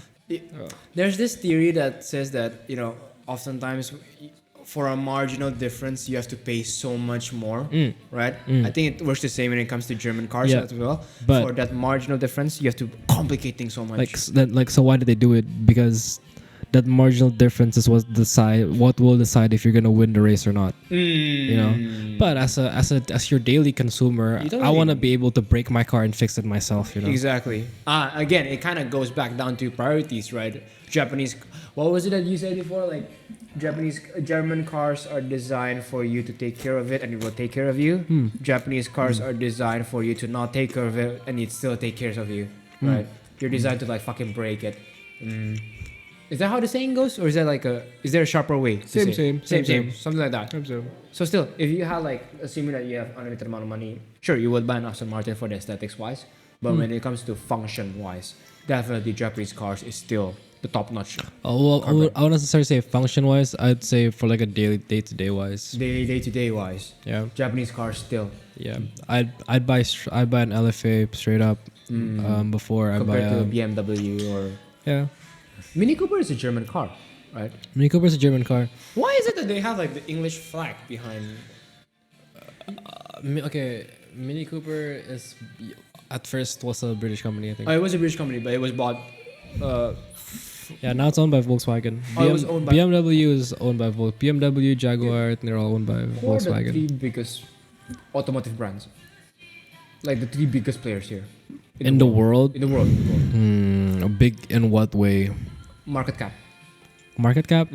I'd say Toyota will have to go first because it's kind of like they sell a lot of cheap things, They sell a but lot there's of like hundreds of people using it. Mobil sejuta umat. Innova, mobil sejuta umat. Exactly. Yeah. So I'd say Toyota wins in that. Toyota wins in in terms of that. market cap. It seems to me that in business, it's so much better to capture the medium to low compared to the medium to up. It is. Generally speaking, Yep. because it's so much easier. Especially in a country like this. Especially in a country. like Okay, I this, guess it depends on what is the majority consumer of your country. Again, you know? it kind of goes back down to your demographics, right? When it comes to the UK, it seems to me, what seems to be the demographics? I think- medium to up or medium to low. I think the UK is pretty well balanced. Well balanced. So there's basically poor, there's basically rich, there's basically middle class as well. Yeah, but poor in the UK is like luxury in here. bro, really? Poor in the UK is basically like middle class here. Like Oh seriously. fuck, man, that's It's really, really hard for them to be poor. for you to be like on the streets. Like it's very hard. I don't know how many percent of our UK people. seems to be like a really cool place to be in. Yeah. UK is a pretty cool place to be in. That's why a lot of immigrants go there in the first place because it's a really nice place to be in. But you would not stay there in the future. No way. I plan on working there for like a bit, but that is not my desired stay of Long term wise. long term wise. Yeah. Yeah, I mean like for experience and whatnot, so then let's just fucking go. Uh-huh. But when it comes to like long term family building your own empire, Yeah. it would be definitely Right now, I'm thinking, yeah, definitely not. definitely not. Definitely not. Definitely not. Fair point. Yeah, I mainly don't like the weather there. I mean, you get clean air, obviously, but like I just hate winter. Oh my gosh, I hate winter. I cannot. Winter is not nice at all. Like It sucks. winter in general. Like I just hate winter in general. Winter in general. I just hate winter in general. It's so bad. I'm going to Europe this Well, you haven't experienced winter, so Maybe like that's it's why I'm excited. like the dopamine of like experiencing it for new, you know. But if you it'll got be to nice. experience winter for like fucking 2 years of your entire life, it Yeah. sucks ass, man. And it's more than cold. 2 years. It's not the first time I experienced winter. Because I've been traveling during winter quite often as well before I went to the UK. Wait. Okay. What are the countries that you've been to so far? Oh, okay. Let's just mention the memorable ones. Okay, let's start with Asia. I've been to China, Philippines, Japan, Vietnam, Thailand, Indonesia, obviously Papua. And then say the European countries, Germany, France, the UK, Scotland. Right now it's 11, but I was talking to Nadir about, and there's Israel, there's Egypt, The Middle East. Yeah, the Middle East. Dubai. Qatar. There's a lot. I counted this with my friend when he came here. It was like 20 something. I just can't remember it. You just Yeah, can't remember. just can't remember Bro. it right now. Being a well-traveled person is a superpower. It is because it kind of depends as well. If you're well traveled properly, like some people just go on tours and say, yeah, I've traveled this country. I don't think you have. You went on like a bus tour there. You What gotta do you have mean by traveling properly? you gotta eat where the locals eat. You gotta go where the locals go. You gotta enjoy what the locals don't enjoy. Experience But- what it's like to be yeah. native. Yeah, and I said that you gotta experience what the locals don't like to enjoy because the locals did it so much that they don't enjoy it anymore. That you have to do, yeah. That's what I really like about my family is that we don't really get tour guides. We just do shit our Go own. your own way, Yeah. right? And I think that's so much more freedom and it's so much more liberating, right? And then you get to experience what the locals do experience. Yeah. Oh, that's also what's actually nice about going to uni abroad is that you have a lot of international friends. Exactly. Like I go to Turkey and I meet my Turkish friends. I go here and I meet my blah blah blah friends. Dude, having friends all over the world is just fucking nice, man. And it's also like even nicer if they come to your country. Like my friends came to Indonesia. Hey, how was it, man? How was it? Yeah, How it How was really nice. It was really nice, right? Yeah, I was climbing Mount Agung with them as well. Dude, that was just fucking gold, man. That's just gold. Yeah. Like, the fact that I only get to experience one country in Taiwan and I get to meet them and I built like solid relationship with them, I couldn't comprehend the idea of them coming over to Indonesia and we get to hang around. That must have been so special, man. Honestly speaking. It was That must have been it so is special. really really nice. Being well traveled is just a superpower, I would say. Going over the world. Yeah, it also makes you very open minded as well. Exactly, because you get to see the world as it is, right? Mm. And again, travel properly, experience what it's like to be the native there. You get to understand what could have been. I feel like what could have been is always the start of like any major change in a country. What could have been? What do you mean? Yeah, if I go to the UK and I see just You see the potential. of yeah, I things. see the potential of things. And I'm not saying just like westernizing the East Of course not. or like stuff like that, but kind of more like, bro, like look at these people, they're so chill. Like why can't we be like that as well, Wait. So, name me 3 countries that are just so absolutely memorable for you. The UK obviously because I've lived there the longest. Right. Thailand UK, Thailand. That's interesting. I Thailand. didn't expect that. and From Europe, let's say. from Europe. UK is Europe, right? UK is Europe. Thailand is Asia. Let's say from the Middle East. From the Middle East, Qatar, Qatar. obviously. What seemed to be something that opens your mind when you went to Thailand? The amount of organization they have with their traffics. Oh, okay, that's cool. Yeah, I think they organize their city very, very well. And I think Indonesia could have done the same if we were just planned better, I guess. And I think that Thailand and Indonesia is not that much of a difference in terms of our economic power, I would say. We're pretty much on the same level. I am uneducated in that area. You're educated in machines, not in politics and geography. The Thailand, yeah. Did you try weed, by the way, in Thailand? No, none at all. Nah. Why? I was with my parents. Your parents did not persuade you to go try weed. No, obviously not. Okay. Because I was talking with like some friends of mine who went to Thailand and I was like, try weed, man. Yeah, I mean, apparently it's not that bad. The currency is not that bad. But yeah, the way they organized their traffic was really what impressed me in Thailand. I mean, yeah, sure, you still get traffic like here and there, But they're still well but organized. they were so organized, What about Qatar? They have AC outdoors, bruh. Like that was such a like whoa.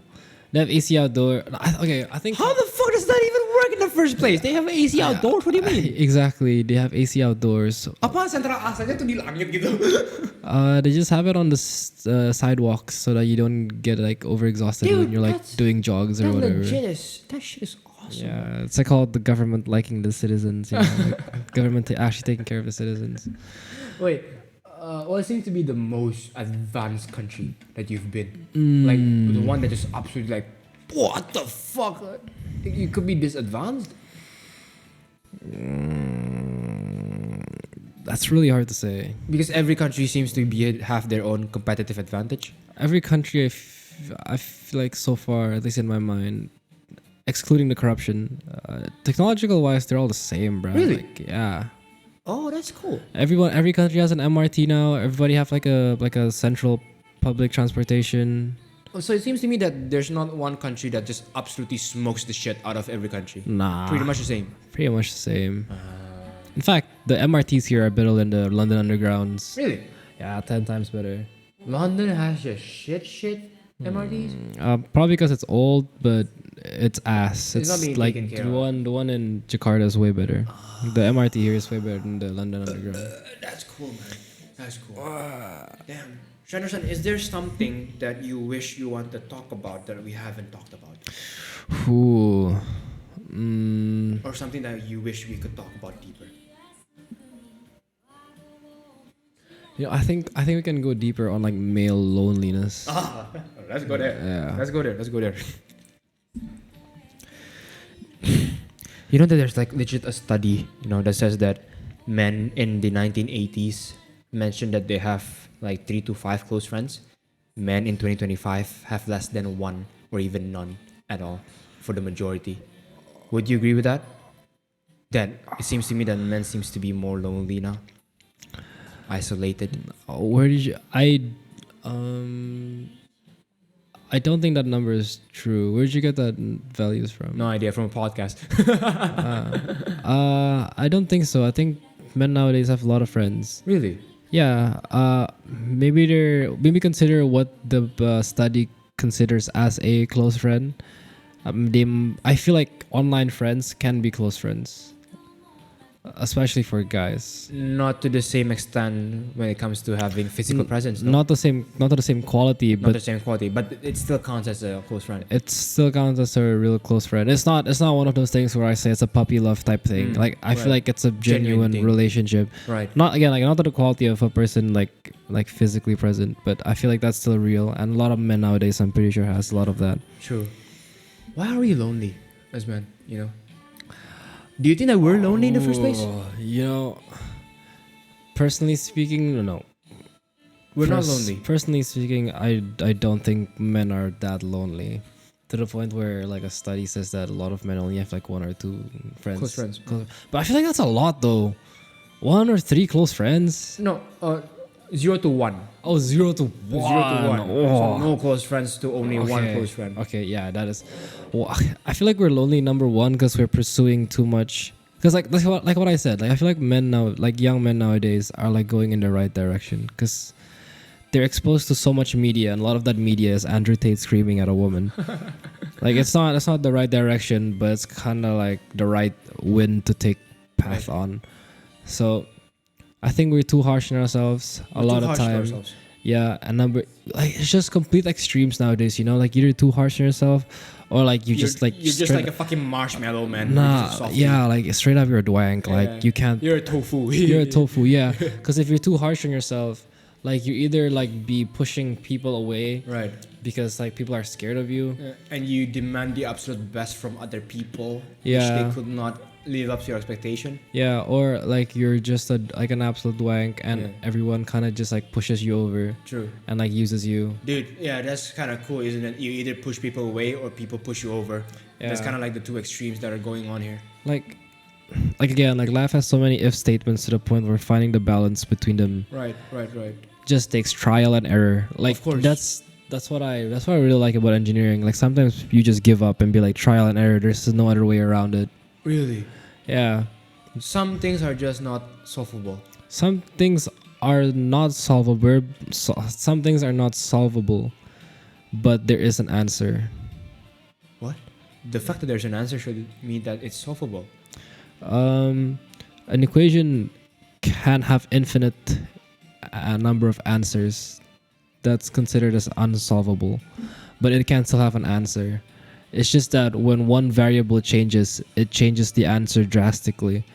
what you want is basically a consistent answer, even though the variables changes. What you want is that an increase in one value in the input will produce an increase in one value in the output. Consistency, yeah. But in reality, since there's so many if statements that's happening out in the world, one value change in the input will produce like 5 value change in the output, and sometimes 5 value change in the input will only produce 1 change in the output, which makes it unreliable. So at the end of the day, it's unsolvable, but there is a solution. There's an answer. There's an answer. Yeah, there is an answer. Is the answer. Yeah, the answer is 1 change is 5 change. You know? Yeah, 5 change is 1 change. But it's very inconsistent to the point that it's not solvable. Okay, that's actually quite interesting. I never thought of it that way. Yeah. That's cool. Anyway. Please go on. Yeah, young man, just trial and error. You'll get there. Just don't kill anyone. Just be kind. Just trial and error. You'll get there. I think that's basically like the main takeaway here. Like, honestly speaking, if you could forget everything that we said, what seemed to be something that you should take away from this conversation, walk away with this idea that be kind and experience a lot of trial and error, figure things out, and you're gonna be okay. That's basically it. Be kind, trial and error, fail, learn, figure things out. It's gonna be alright. Coming back to the whole equation thing. See, this is why I really think that maths is so cool. Like, why? Because math is the language. Do you know how spells work in movies and like in fictional fictional stories and everything? Spells are basically just instructions used for like the spirit of that world. Like spells are basically a language, like a foreign language, but like they communicate the people who understand those language are basically the spirits that give you the powers. So when you move your wand and like say Avada Kedavra, you're basically telling it's like in a different language, pick up that stone and then the stone levitates or whatever. Oh yeah, okay. I don't know what the fuck that spell was. Maybe it was to kill. But you get what I'm saying. You get what I'm saying. It's just a foreign language to communicate with like spirits. But like in the real world, spells are basically maths. Whoa. If you want to make something fly. Okay, you want to make something fly, then you make a rocket. How do you make a rocket? Use maths. Yeah, like come on. So what you're saying to me is that if you understood the full concept of mathematics from A to Z, you basically have infinite power. Maths, physics, and chemistry, those are just spells, bro. Like water, fire, like it's just like the elements. Yeah, like it's a lot of people like. Yeah, you're right. A lot of people want magic, and I'm telling you, magic is real. You're just too lazy of a bitch to learn it. It's mathematics. Think about it. Like Elon Musk fucking shoots a rocket up to Mars, bro. How do you do that? Maths. Physics. Think about it this way. Fire. Okay. My magic trick is kind of make the fire blue. Just put magnesium on it. Like it's gonna be chemistry. Yeah. Right. Like, that's it. I don't know if it's magnesium or not, but you can just put like certain metals on fire and. What do you think about coding? Coding is magic too, no? Why? What about coding? Yeah, isn't coding part of a spell? If you think about it, no. What does it do? I don't know. Program a machine to do something. But like coding, you mean coding? Coding. Oh. Coding. I guess it is. Yeah. Kind of magic. But I'm talking about like something like physical. Like you can see immediately. Because coding is more on the digital things. Like right? I'm telling you guys, like magic is real. Like you're just too lazy to. Like we got healing magic, Like we literally got healing magic. You know what iodine does to your wounds? It kills all the bacteria. But betadine kills all the bacteria, bro. Those are like healing magic stuff. If you wanna learn how to heal, how to have magical healing, you just fucking learn chemistry, man. You fucking learn medicine. Yeah, like magic is real. Like you're just too lazy to learn it. That's a shit. This is I want to make fire, gunpowder. Like it's actually like. It's legit real, bro. You see, the thing why a lot of like quote unquote religious parents hate movies and all that stuff is because it makes magic look easy. Okay. Yeah, what I noticed is that a lot of religious like moms especially do not like their children watching like movies with magic and whatever. It's because not just because it's from the devil or whatever, but because it makes hard work look easy. Well, but that's not true. If you want to master magic, then you need hard work. Yeah, but in reality, the guy did it in 15 minutes. Yeah, right. If you want to properly shoot a gun, the magic there, counting the gunpowder and counting like the barrel of the gun, it takes years. It takes years to do it properly. And the guy did it in 15 minutes in the movie, Bang! That's it. Right. Yeah, fire. Fire. Well, I think that's cool. That's a cool way to frame it, definitely. Coming back to male loneliness, do you think that women are lonely as well? In the same way that men are? But that's not true. You don't even agree to the fact that men are lonely in the first place. Either that or just I just have really good mentors and friends to the point where my experience of life is very different than the majority is different of because people. your experience is different as well. Right? Are women lonely? I think I've seen way more lonely women than I've seen lonely men. Way more lonely women compared I've to seen lonely men. way more lonely women Considering than that lonely they're men. more social and agreeable, would you say so? They're more social and agreeable. Yeah, but like, would you really consider that person your friend if you have nothing in it? Like, that's what I'm like. You're so agreeable Again, to the point yeah. where your friend is just has nothing to do with your life. You know. Right. So it kind of comes back down to what you mean by having Yeah. friends or being Like, lonely. Right? We want to grab coffee so that we can talk about what we like. Yeah. They want to grab coffee because that's the only thing that the two of them have in common is that they both want to grab coffee. Yeah, that's true. I agree. I want to get coffee. I can see it now. Yeah, I've seen a lot of way more lonely women than I've seen lonely men. I see. What seems to be the antidote for loneliness? Both for men and women. I think you need to be able to learn to love yourself first before you try to love or receive love from others. Again, it comes back down to that, right? At peace with yourself. Understand how to love yourself first. So Yeah. that once you interact with other people, you are actually in a position where you're in a position to give. Not I in was- a position to need. I was pretty lonely until I learned how to love myself. Really? And like when you want to learn how to love yourself, it's not just like Zen, like I have accepted my fate, like, yada yada yada. Let me seek within the power. Bruh, you got nothing inside you. Like you have no power inside of you. Go to the gym, then you will have real power. Like go read a book, then you'll have actual power here, you know? Like go meditate, then you'll have like power here. Like you can't just seek inside and like something magical will happen. Like nah. Like the only way to love yourself is to actually be lovable. I think that's what we as a society tend to forget is that if you want to be loved, then be lovable. That's actually beautiful. I Yeah. never thought of it that way. Yeah, if you want to be loved, then be lovable. If you want to love yourself, then you yourself needs to be lovable. Like what do? You barely wake up on time, you barely eat, you barely work out, you barely read. Who's gonna love you? Not even yourself. Exactly. 'Cause Dude, that's beautiful. I think, I never thought of it that way. Yeah. Make sure that you're lovable in the first place, and how do you become lovable? Well, get your shit together. yeah, and Get your shit together. with stuff like this, there's always gonna be extremes in one way, extremes the other way, until you find the middle. The middle. Well, how especially I usually start. Like when in my own experience, like I kind of like get self-obsessed with like working out, Right. reading books and everything. I was like doing things to the extreme to the point where I was like I was quote unquote. I was like the perfect, like, I don't know, 17-year-old child. But I was like so fucking exhausted, Like you can't keep up that pace forever. It's not sustainable for the long term. Yeah, so and then you come to peace that you are imperfect or yada yada yada, and you tend to enjoy life, yada yada. It's a long journey, guys. Like it will take years. Like it's not gonna take one night or like 1 month or like 6 months. It's gonna take years for you to find the actual middle point of this whole And it's okay to take time. thing. Yeah, and it's okay to take time. A lot of people haven't figured out what they want to be by their 28th year of living. Right. Yeah. So a lot of people get like 2 degrees. Like a lot of people have 2 degrees because they didn't really want to do the first one. 'Cause they were like 17 when they decided that degree, And then they try to figure things out, right? Yeah. What is it that I really want? It takes time. People change. It's chill.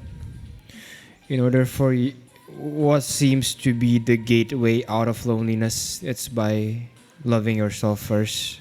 Why? Because if you want to be loved by other people, then you need to be lovable, right? Yeah. What are the things that you need to do in order to be lovable? Well, go to the gym, get your shit together, read books, educate your mind, reflect, meditate, understand yourself properly. Make sure that you are actually someone of value that people would value. And the thing is, like I said, like you're not supposed to try and make yourself lovable so you can receive love. You're supposed to make yourself lovable so that you can love give others. Yeah, you're in the- a position to give. The best way to say it is don't think of it as I want other people to love me, therefore I'm gonna do this. Kind of like I want to do this so I can love other people. Yeah. Again, it's about being in a position to give love to other people. I think that's beautiful, bro. That's Yeah. definitely beautiful. Okay, what are the other things that we should talk about here?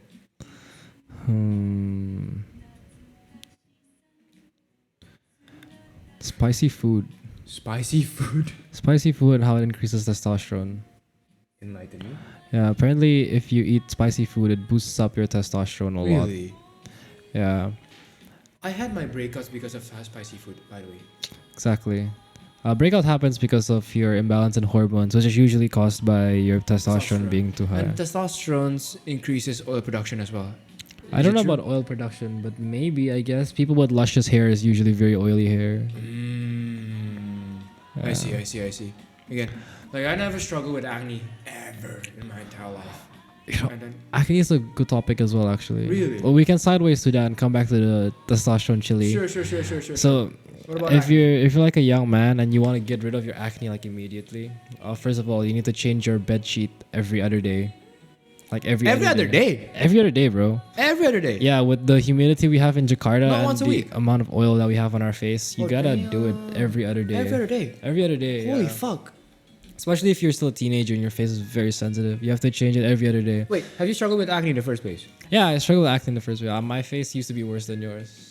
I actually have a lot of. If you like look up into my face, you can see a lot of acne scars. Like I don't have a lot of acne, but you can still see the The scars, acne yeah. scars. Yeah, I have so much acne when I was in high school. Damn. Okay. Yeah. And that's because you were like eating protein and whatnots as well. Does that contribute to your acne? I'm pretty sure I was just a teenager as well. Oh, it's just part of being a teenager. Yeah. Fair point. So okay, someone's struggling with acne right now. Like what seem to be the three simplest things that they can do that actually contributes to the most significant value of recovery?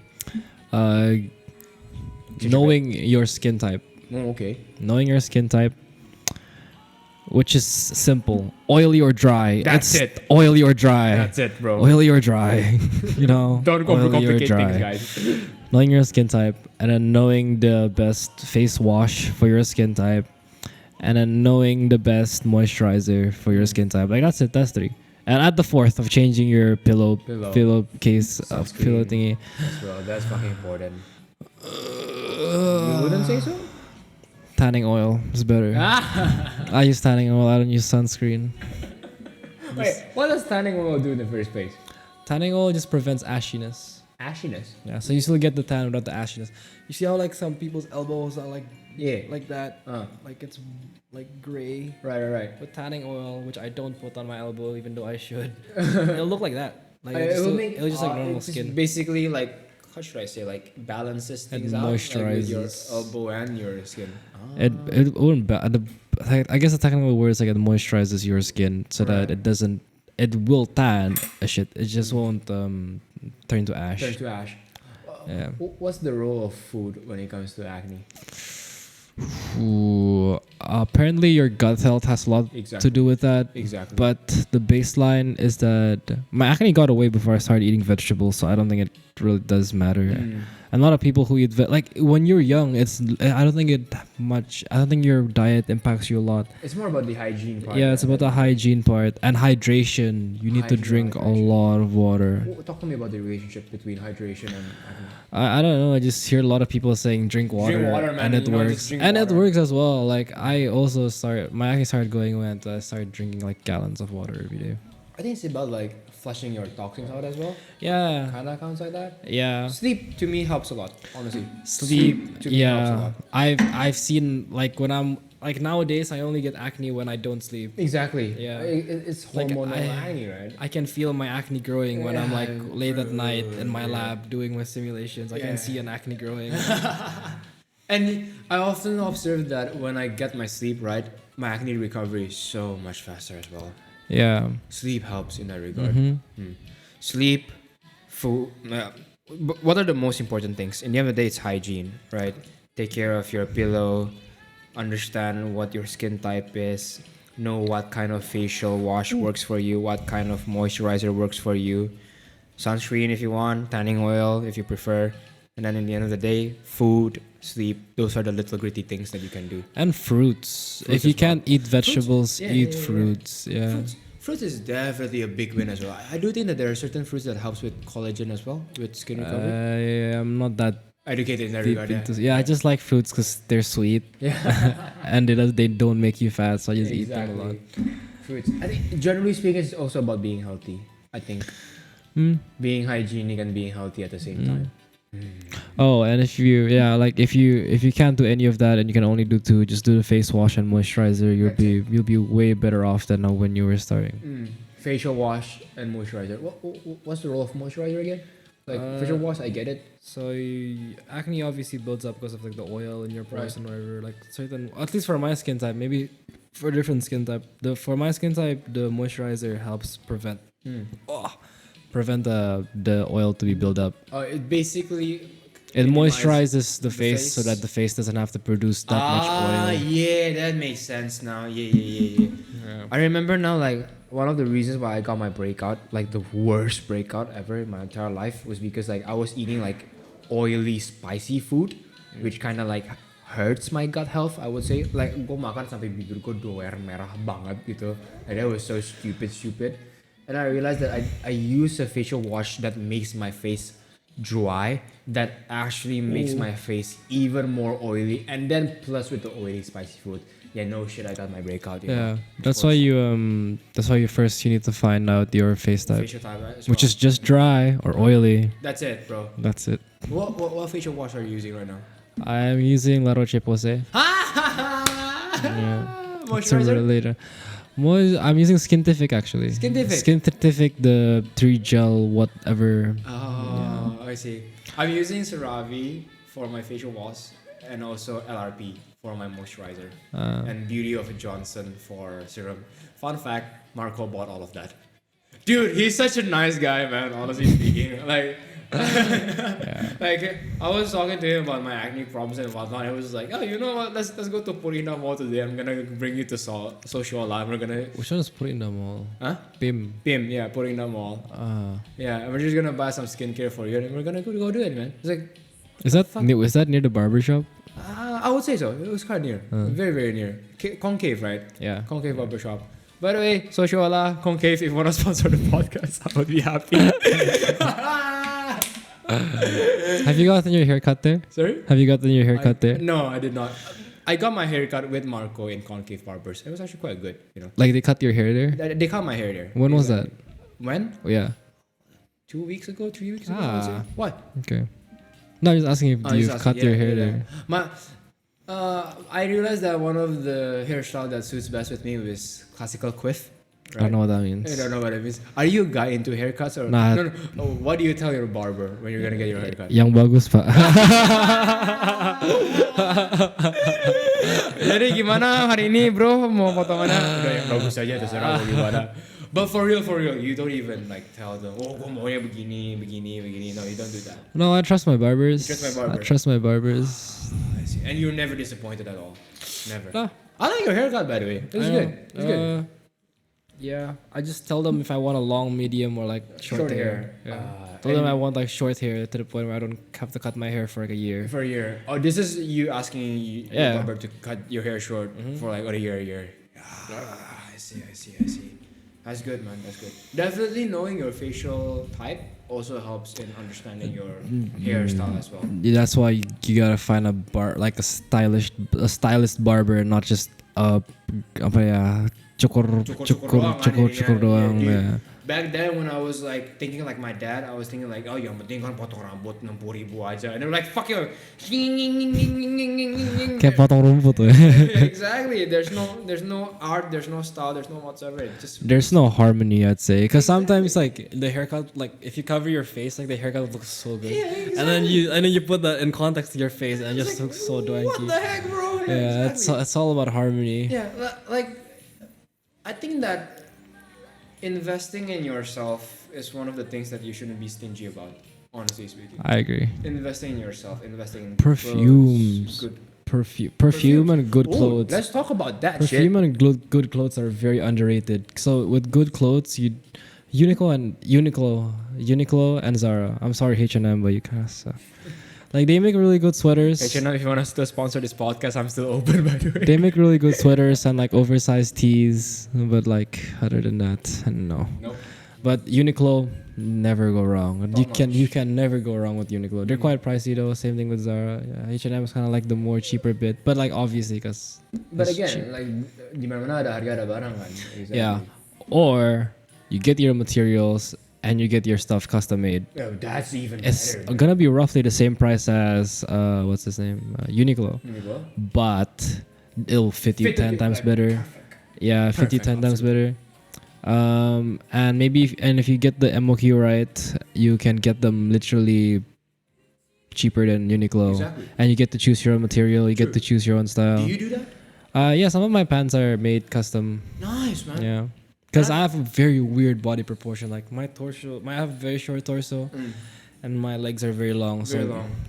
pants either just fit me or they Dude, don't. I think that in the end of the day, pants make or break the outfit. Would you say so? Yeah, Right? yeah. You could wear like a Uniqlo tee, but if your pants are like right, you're set, man. yeah. Combine that with shoes and And Uniqlo these are really good, bro. Like, exactly, they're really bro. good. They're good, and I would argue that of course Uniqlo tees are much more expensive, but I would say that as a man you don't need much clothes in the first place, so you could just like buy one or two oversized two polos, and that's pretty much you just mix and match. So good.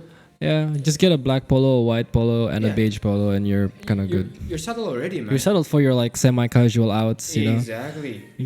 T-shirts, men kind of just collect T-shirts, you know. True, You will true. already have They T-shirts. just collect T-shirts like Pokemon cards or Yeah, we kind of just collect T-shirts. exactly. Tokopedia, you know. Oh yeah. Tokopedia. Dude, shitting my myself, man. my white pants that I always wear to the gym that's from Tokopedia. Dude, a lot of local brands are actually very good. Local now. brands are really Local good. brands are yeah. very good One of now. my favorite. It's a regal cut shirt, you know. So like the weaving for the shoulder is in Right. here, but like it goes to your shoulder. Right. I really like those shirts because the way it helps me move when I'm playing sports. Yeah. Yeah. It's more about function and fitting, though, Yeah. when it comes to clothes. Yeah. One of my favorite shirts right now is a regular shirt, and I bought it from Tokopedia as well. Dude. If you could build an entire wardrobe for a man who has no idea sense of fashion, what are the things that you would buy for him?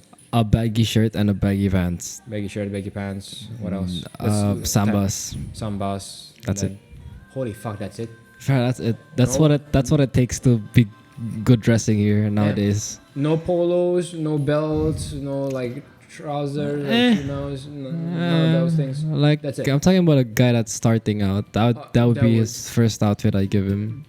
Just that. It's that simple. Just that. Everything else above that is up to him. I'd say he has to find his own style. Again, it's kind of style, no? In the end of the day, yeah. Baggy pants, baggy clothes, samba, all set. That's it. As a starting point. That's the starting point, and then you expand. Yeah. What would you say your style is? It's a really big mix. I don't even own most of my clothes.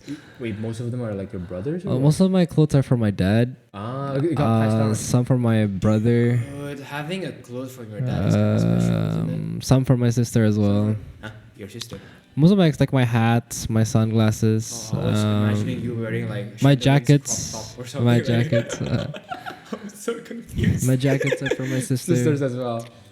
Yeah, that's a compilation of everyone. I am basically a mix and match. Mix and match of every. You're not a particularly complicated person. Yeah, I'm when it not comes to the like fashion. yeah. Look what I'm wearing. I'm wearing a light blue shirt with like black denim. Black pants. Like Man, your outfit is fire, bro. I'm just saying. it's not the outfit's the guy, you know. Yeah, exactly. That's something I was about to say. Man. At the end of the day, your outfit doesn't really matter. It's about who is it that is using it, right? Exactly. The body that you carry around, the posture that you carry around.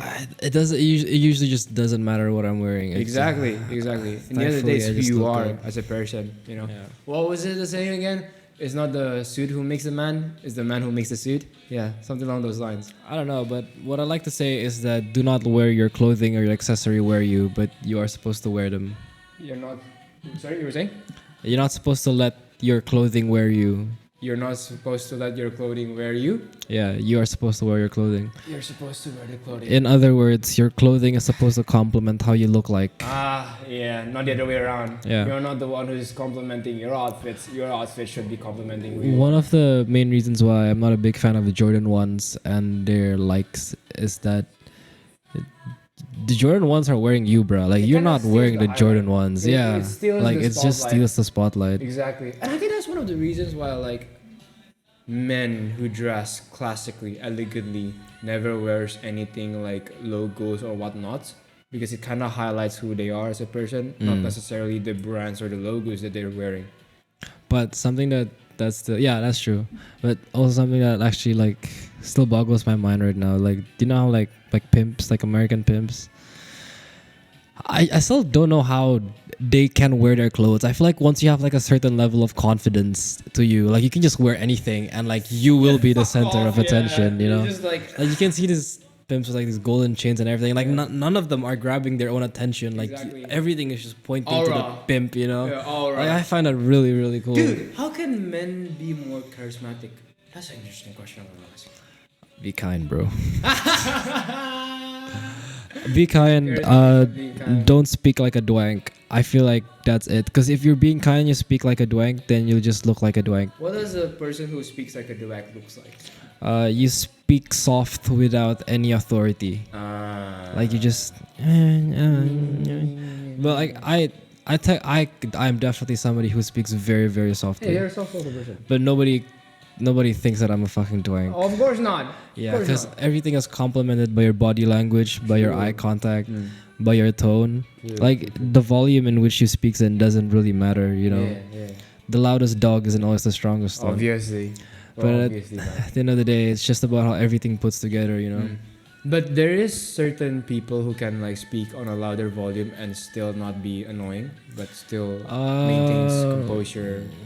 Yeah, most. Charisma, If you want to be a leader, you have to speak with a large Kinda volume. loud volume. Yeah, like you have to be. It's not an option. How are you gonna express the spirit of the company if you speak like me, you know? Like I can easily express the engineering spirit. Like we all wanna sleep, guys. We all wanna sleep. Can I go to the bathroom for a bit? Like I express my engineering team very well, but as like a leader, you know, you wanna say "Gambare." You gotta have some volume to you. So either way, both of you can be charismatic. You want to go to the toilet? I'm good, okay. actually. Yeah, both of you can be charismatic by being kind, by speaking with authority. But speaking with authority doesn't mean that you have to be loud. You can be soft-spoken and speak with authority nonetheless. It's mostly about body language. Body language. Ooh, we should talk about that, man. Fuck, man, I hate you so much.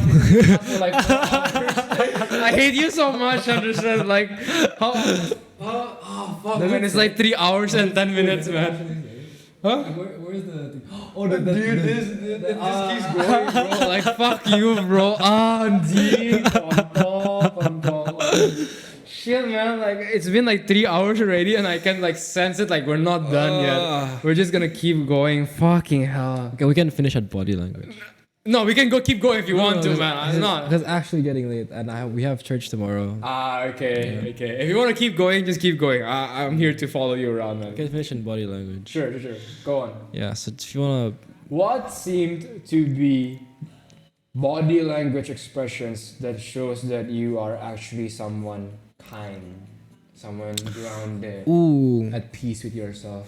You know, some people say stuff like when you're talking to someone, you gotta like open your palms like this. You know, sometimes that works. I would say sometimes, like a lot of times that works, but like if you overdo it, people kind of feel weird. Like you're just talking to a guy like. What are you, a clown? Yeah, exactly. Like some people will just think you're a clown. Do you know the neuroscience behind it? Why palms actually shows you to be friendly? So imagine that we're both like fucking hunter-gatherers back then, and you're someone out of my tribe, and I don't know you. You come to my tribe. The first thing I want to see isn't necessarily your face, but your hands, right? So the moment that you show your hands and there's no stone, there's no bow, there's no spears, that's when I realize, okay, I can be a little bit more relaxed around you. Yeah. There's like legit like body gesture expert who studies why show. That's why like people, when they started their TED talk, oftentimes they do this like hello, my name is na na na na na na na. Yeah. To show that I'm not harmless, I'm not harmful, guys. I'm completely okay. But that's just your hands, and if you only use your hands like that, you'll just look like a mime. You know, you look like a clown. Yeah, exactly. It's all about like, especially your chest and your torso, and that's why I really like the wall because I can just do this. You just lean back. Yeah, I can just You do have like this. this open body Yeah, gesture. like, look how open I am welcome, right now. you know. Yeah, Like you're welcoming the ladies. It's not just a welcoming thing. It's also a statement of, first of all, I'm not gonna attack you because this is a very hard position to attack you in. And number two, it shows that I trust you because all of my like very lethal body parts exactly, are it's open. Like, my open, vital right? body parts are open. And I think that the fact that you open yourself made people feel much more comfortable as well approaching you. Yep. Because like, oh, okay, he's actually open. He trusts me. He's not guarding himself up, you know. And I don't have to guard myself up as well. And one of the main things that it took me a while to figure out, because I couldn't believe it myself. That's why it took me a while. What Like is it? the answer is in front of, like if you're in any social environment, you have a bottle in your hand, like try not to hold, like you have a drink, and you're standing. The best way to stand is literally with the drink on your side like this. Not like this. Yeah, not like this, not like that. Just literally on the side. Why? Because this is blocking. Yeah, apparently this is blocking people's thingy, and I've noticed that as well. Like when you're actually like really into someone talking to someone, like you wouldn't be anywhere here. Yeah. Like you just be so focused that you just be on Exactly. the side. Uh, Like if I bring it up to like clink or something, but at the end of the day, it'll just be on the side. You wanna know something cool as well? I think like the way your feet is being positioned tells a lot whether or not someone is interested to you. You know, because if someone is yeah, that's interesting, man. Because if I I'm don't think that's interested- real. Yeah, if I'm interested at what you have to say, my feet is pointed to you. If I'm not interested to what you have to say, my feet is actually pointed outwards, as if like, yeah, cool. I don't know about that. I don't think that's really true though. Why? I've noticed myself especially, and quite a few people that I've tried to do this own personal research with. When we observe it ourselves, I don't think it's true. Like What seems to be the truth then? your feet just points at whatever your body is inclined to point at. That's why when you notice how like some people will only cross their right feet over their left feet 24/7, doesn't matter where and their feet will point at the most comfortable position that their muscles will allow them to. I feel like that's the truth for most people nowadays. It may be true back then when people are more dynamic, when they move around, when their muscles are like both equally like intertwined, you know, like there's no bias to this side or that side. But I feel like nowadays when most of the people are already sitting, spending most of their lifetime sitting down, your muscles are like built to be positioned in a certain way. Like your muscles aren't perfectly balanced, or your muscles are imbalanced, and sitting down actually enhances the imbalances, because when you're sitting down at your most comfortable position, and it's only usually one, like either you're like crossing your feet or like whatever, and it stays there. It doesn't matter if the guy is interested or not, it will just be there because that's the most comfortable way the guy is gonna be in. You wanna know a cool thing? You said that your feet is being directed to where your body is naturally directed at. Well, I would argue that your body is directed at people when you're interested in what they have to say. That's why whenever like we're talking in Fengsheng, right? It's very difficult for me to speak like to you like this, and that's why I move my seat to talk to you at least on a horizontal diagonal like this. Yeah. Right? As if my body is open to you and I'm more interested into what you have to say. Right? I think body language matters a lot in that regard because it can communicate what your intentions are. Whether I'm interested to you or whether I'm not interested at you. Because in the end of the day, like, if I'm interested in a girl, but my body language shows that I'm not interested at the girl, it might give out the wrong message. Would that count? Or in the end of the day, it doesn't really matter because what you say matters and trumps your body language. In the end of the day, if you're not squanched over like this with your shoulders forward, you're fine. You're fine, exactly. As long as This is... Sorry? as long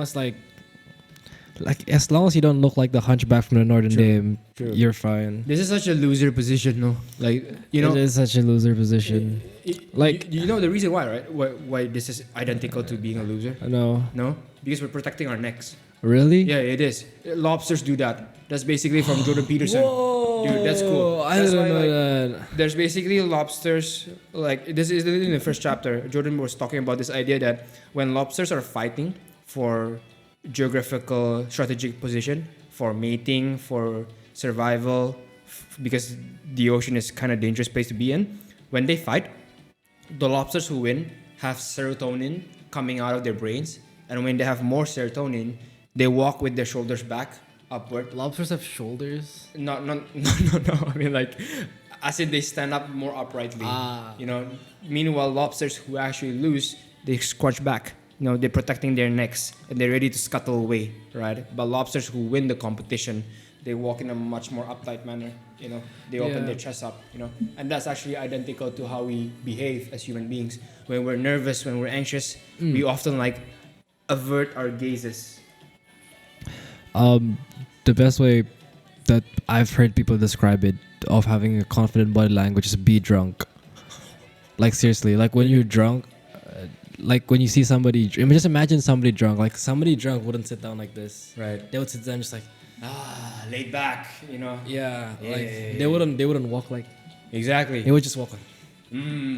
Like I think that's the best way somebody has ever described like what a confidence body language looks like to me. It's just like a drunk guy. That's such a funny way, you know, because when I'm drunk, my body language is like this. I wouldn't say that's confident, but okay.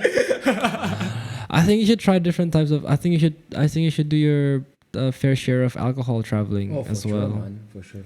Yeah. Alcohol is definitely something that I'm looking forward to enjoying. Different alcohol affects you differently, and for me personally speaking, my favorite right now is rum and tequila. Rum and tequila. Rum and tequila. I'm such a gay person to say this, but my favorite rum is gin tonic. He is very gay for that. He's very gay. Oh my gosh. There was a time when I was in Taiwan and I was drinking like Blue Sapphire with my mentor, Taido, and I was a bit tipsy, right? And you know that when you're tipsy, you shouldn't look downwards because it makes you even more dizzy. You should be looking upwards. I was going to the toilet and I was pissing. When we piss, we look down. But when I piss, I was like,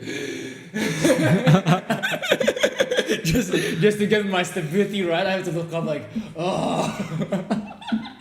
And then I walk away and then go back again, which is very fucking hilarious. Yeah, you mainly should do alcohol traveling just so that you can find out how. What do you mean alcohol traveling, by the way? Alcohol traveling, as in like you don't order the same thing every time you go to a bar. Like you keep trying different things. You experiment. Yeah. Once you've done your fair share, you'll know how different alcohols affect you. Like beer is not just beer. There's a lot of different types of beer, you know, right? Like there's beers like Guinness, like those are like the dark beers, right? And then there you got like stuff like Singaraja, like the really dry ones. And they affect you so differently. And then you get like ciders as well. Like to me, ciders actually get me drunk harder than beers. Really? Ciders get me drunk harder than Singaraja, like seriously. It doesn't matter the alcohol percentage here, just the... Specifically this brand called Old Mood Cider. Okay. Yeah, that thing gets me really drunk faster than Singaraja. I see. But when it comes to like alcohol, what's the absolute shit alcohol that you've tried? Category wise. Gin. Dude, you're basically insulting my special memory with gin tonic. I'm so sorry. That's like my first alcohol. You're such a bitch for doing that. I'm so sorry. My first alcohol was straight up Bintang. My second one was Jack Daniels, straight up whiskey, no ice. That was cool, man. I feel like there's some people who drink alcohol with like a pinch of salt in the glass. Yeah, people do. You do that?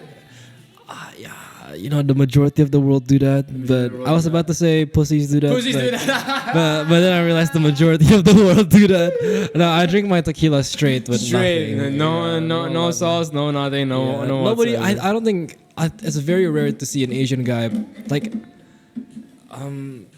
I like the taste of beer. I put it that way. I like the taste of You're alcohol. such a UK person. To I like say the taste of my. But even the people in the UK don't really like the taste of the alcohol that. sometimes. Do they enjoy beer? They do. They do enjoy beer. Yeah. Okay. That's cool. I really like the taste of my alcohol. Dude, alcohol is nice. Honestly speaking, alcohol is nice. Cigarettes is nice as well. Mm. Dude, no shit.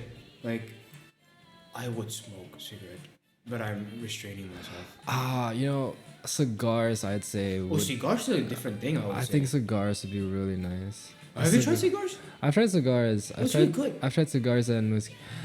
It wasn't. No.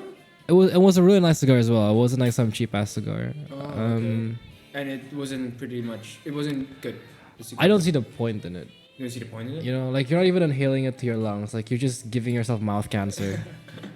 Like So literally. if you're giving yourself mouth cancer, you might as well inhale it to your lungs. Yeah. Right. But when it comes to vape nicotine, it doesn't ruin your lungs at all. Vape contains lead.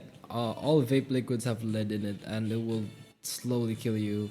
So it doesn't matter. Everything nicotine based like will kill you. But the safest one would be IQOS? nicotine pouches. Nicotine pouches. Zin. Zin. Snus. Sorry, snus. Because it's not being inhaled Yeah, snus ruins your gums, but it doesn't really impact you, like in your lungs. in a vital organ. Like your Exactly, gums your isn't gums- really your yeah, vital. it's Like, just yeah. gum. Old grandpas lose their gums. I think it's time. It's time to end the podcast, yeah. Right. Thank you very much, guys, for listening. If anyone is listening up to this part, this has been like a personal record of like 3 hour and 26 minutes, which is uncut. Could have been longer if Could my have- phone didn't die. Yeah, bro. Honestly speaking, recording this podcast at 8 p.m. is a fucking bad idea, bro. Bruh, honestly, what I really like about the okay, we're gonna just keep talking. Go on. Okay, Keep talking. Let's go. Like, Let's what I go. really like about the podcast is that like it's kind of in a way more intense because there's a focus to it. So like I kind of get like an extra clarity in my thoughts and also like a purpose in my speech, which is like really nice. But at the same time, like if we don't have the podcast, it's just like a chill day out. Oh yeah, exactly. The Because best way to say is that the podcast is so concentrated, you know. damn. Like 3 hours of talking here is more concentrated than I think like us 3 hours talking outside. Exactly, because we have the how should I say? Because we're eating and we're drinking. you know. Yeah, and is it because we have the microphone at the front that kind Probably. of a lot enabled us to think like, oh shit, man, Mike, I need to think about my words. Yeah, really let me get my carefully. presentation on. Brain locked in. But just for my general feedback, honestly speaking, like to be brutally honest, on a scale of 1 to 10, how would you rate this conversation so far? I'd say it's a solid 9. It's a 9. Yeah. Appreciate that, It would man. be a 10 if there was whiskey right now. We should have done that, man. We should have done that first. Next time in your third appearance, we should I'll bring definitely you. get I'll it. bring you some really Yeah. nice whiskey. Show me your favorite ones, man. Let's get. I'll fucking bring you. drunk. I'll get you one where you do one where you can Yeah. only get there. Yeah. Like you can only get the empty bottles here. Oh shit, man! Yeah. Really, Yeah. dude. Doing a drunk podcast is interesting as fuck, bro. We should do that. We should fucking. We'll do see. that. We'll see. Wait, when are you coming back? By the way, like Ooh, depends. Depends? It depends. depends. Yeah. Yeah. Like any rough estimate, rough idea. Definitely this time not next year. This time next year. This so time next around year. like fucking September next year. Yeah. Oh man, by that time, you might as well see some real upgrades, man. Like in Yeah. technical gears, you might as well see some real upgrades. We'll see. I'm saving things up for a lot of shit, bro. I might come back in December because I might want to travel to Japan, but I Ah. don't know yet. Let's see how things work out, though. Yeah. Let's see how things work So I want to go to South Africa. Wait, you talked to me about this that you wanted to visit South Africa. You haven't done that yet. Haven't. Haven't. Soon, yeah. Soon. It was either it's either Japan, South Africa, or forgot Namibia. Namibia? Namibia. Yeah, it's either three of this December. Either three of them. Wait, So is we'll this with your family or like? Nah, just me and my friends. Just you and your Oh, friends. me going. If I go to Japan, then I'll go with You my and your mom. family, definitely. South Africa and Namibia will be with my friends. Nice. Yeah. How exciting, man. Enjoy it, man. Thank you. Enjoy it. Thank you. Okay, thank you very much, guys, for listening. Shandersen, Thank you, appreciate guys. you so much, man. You're my brother. Appreciate it. In 3, 2, 1, we are done. Awesome. Nice.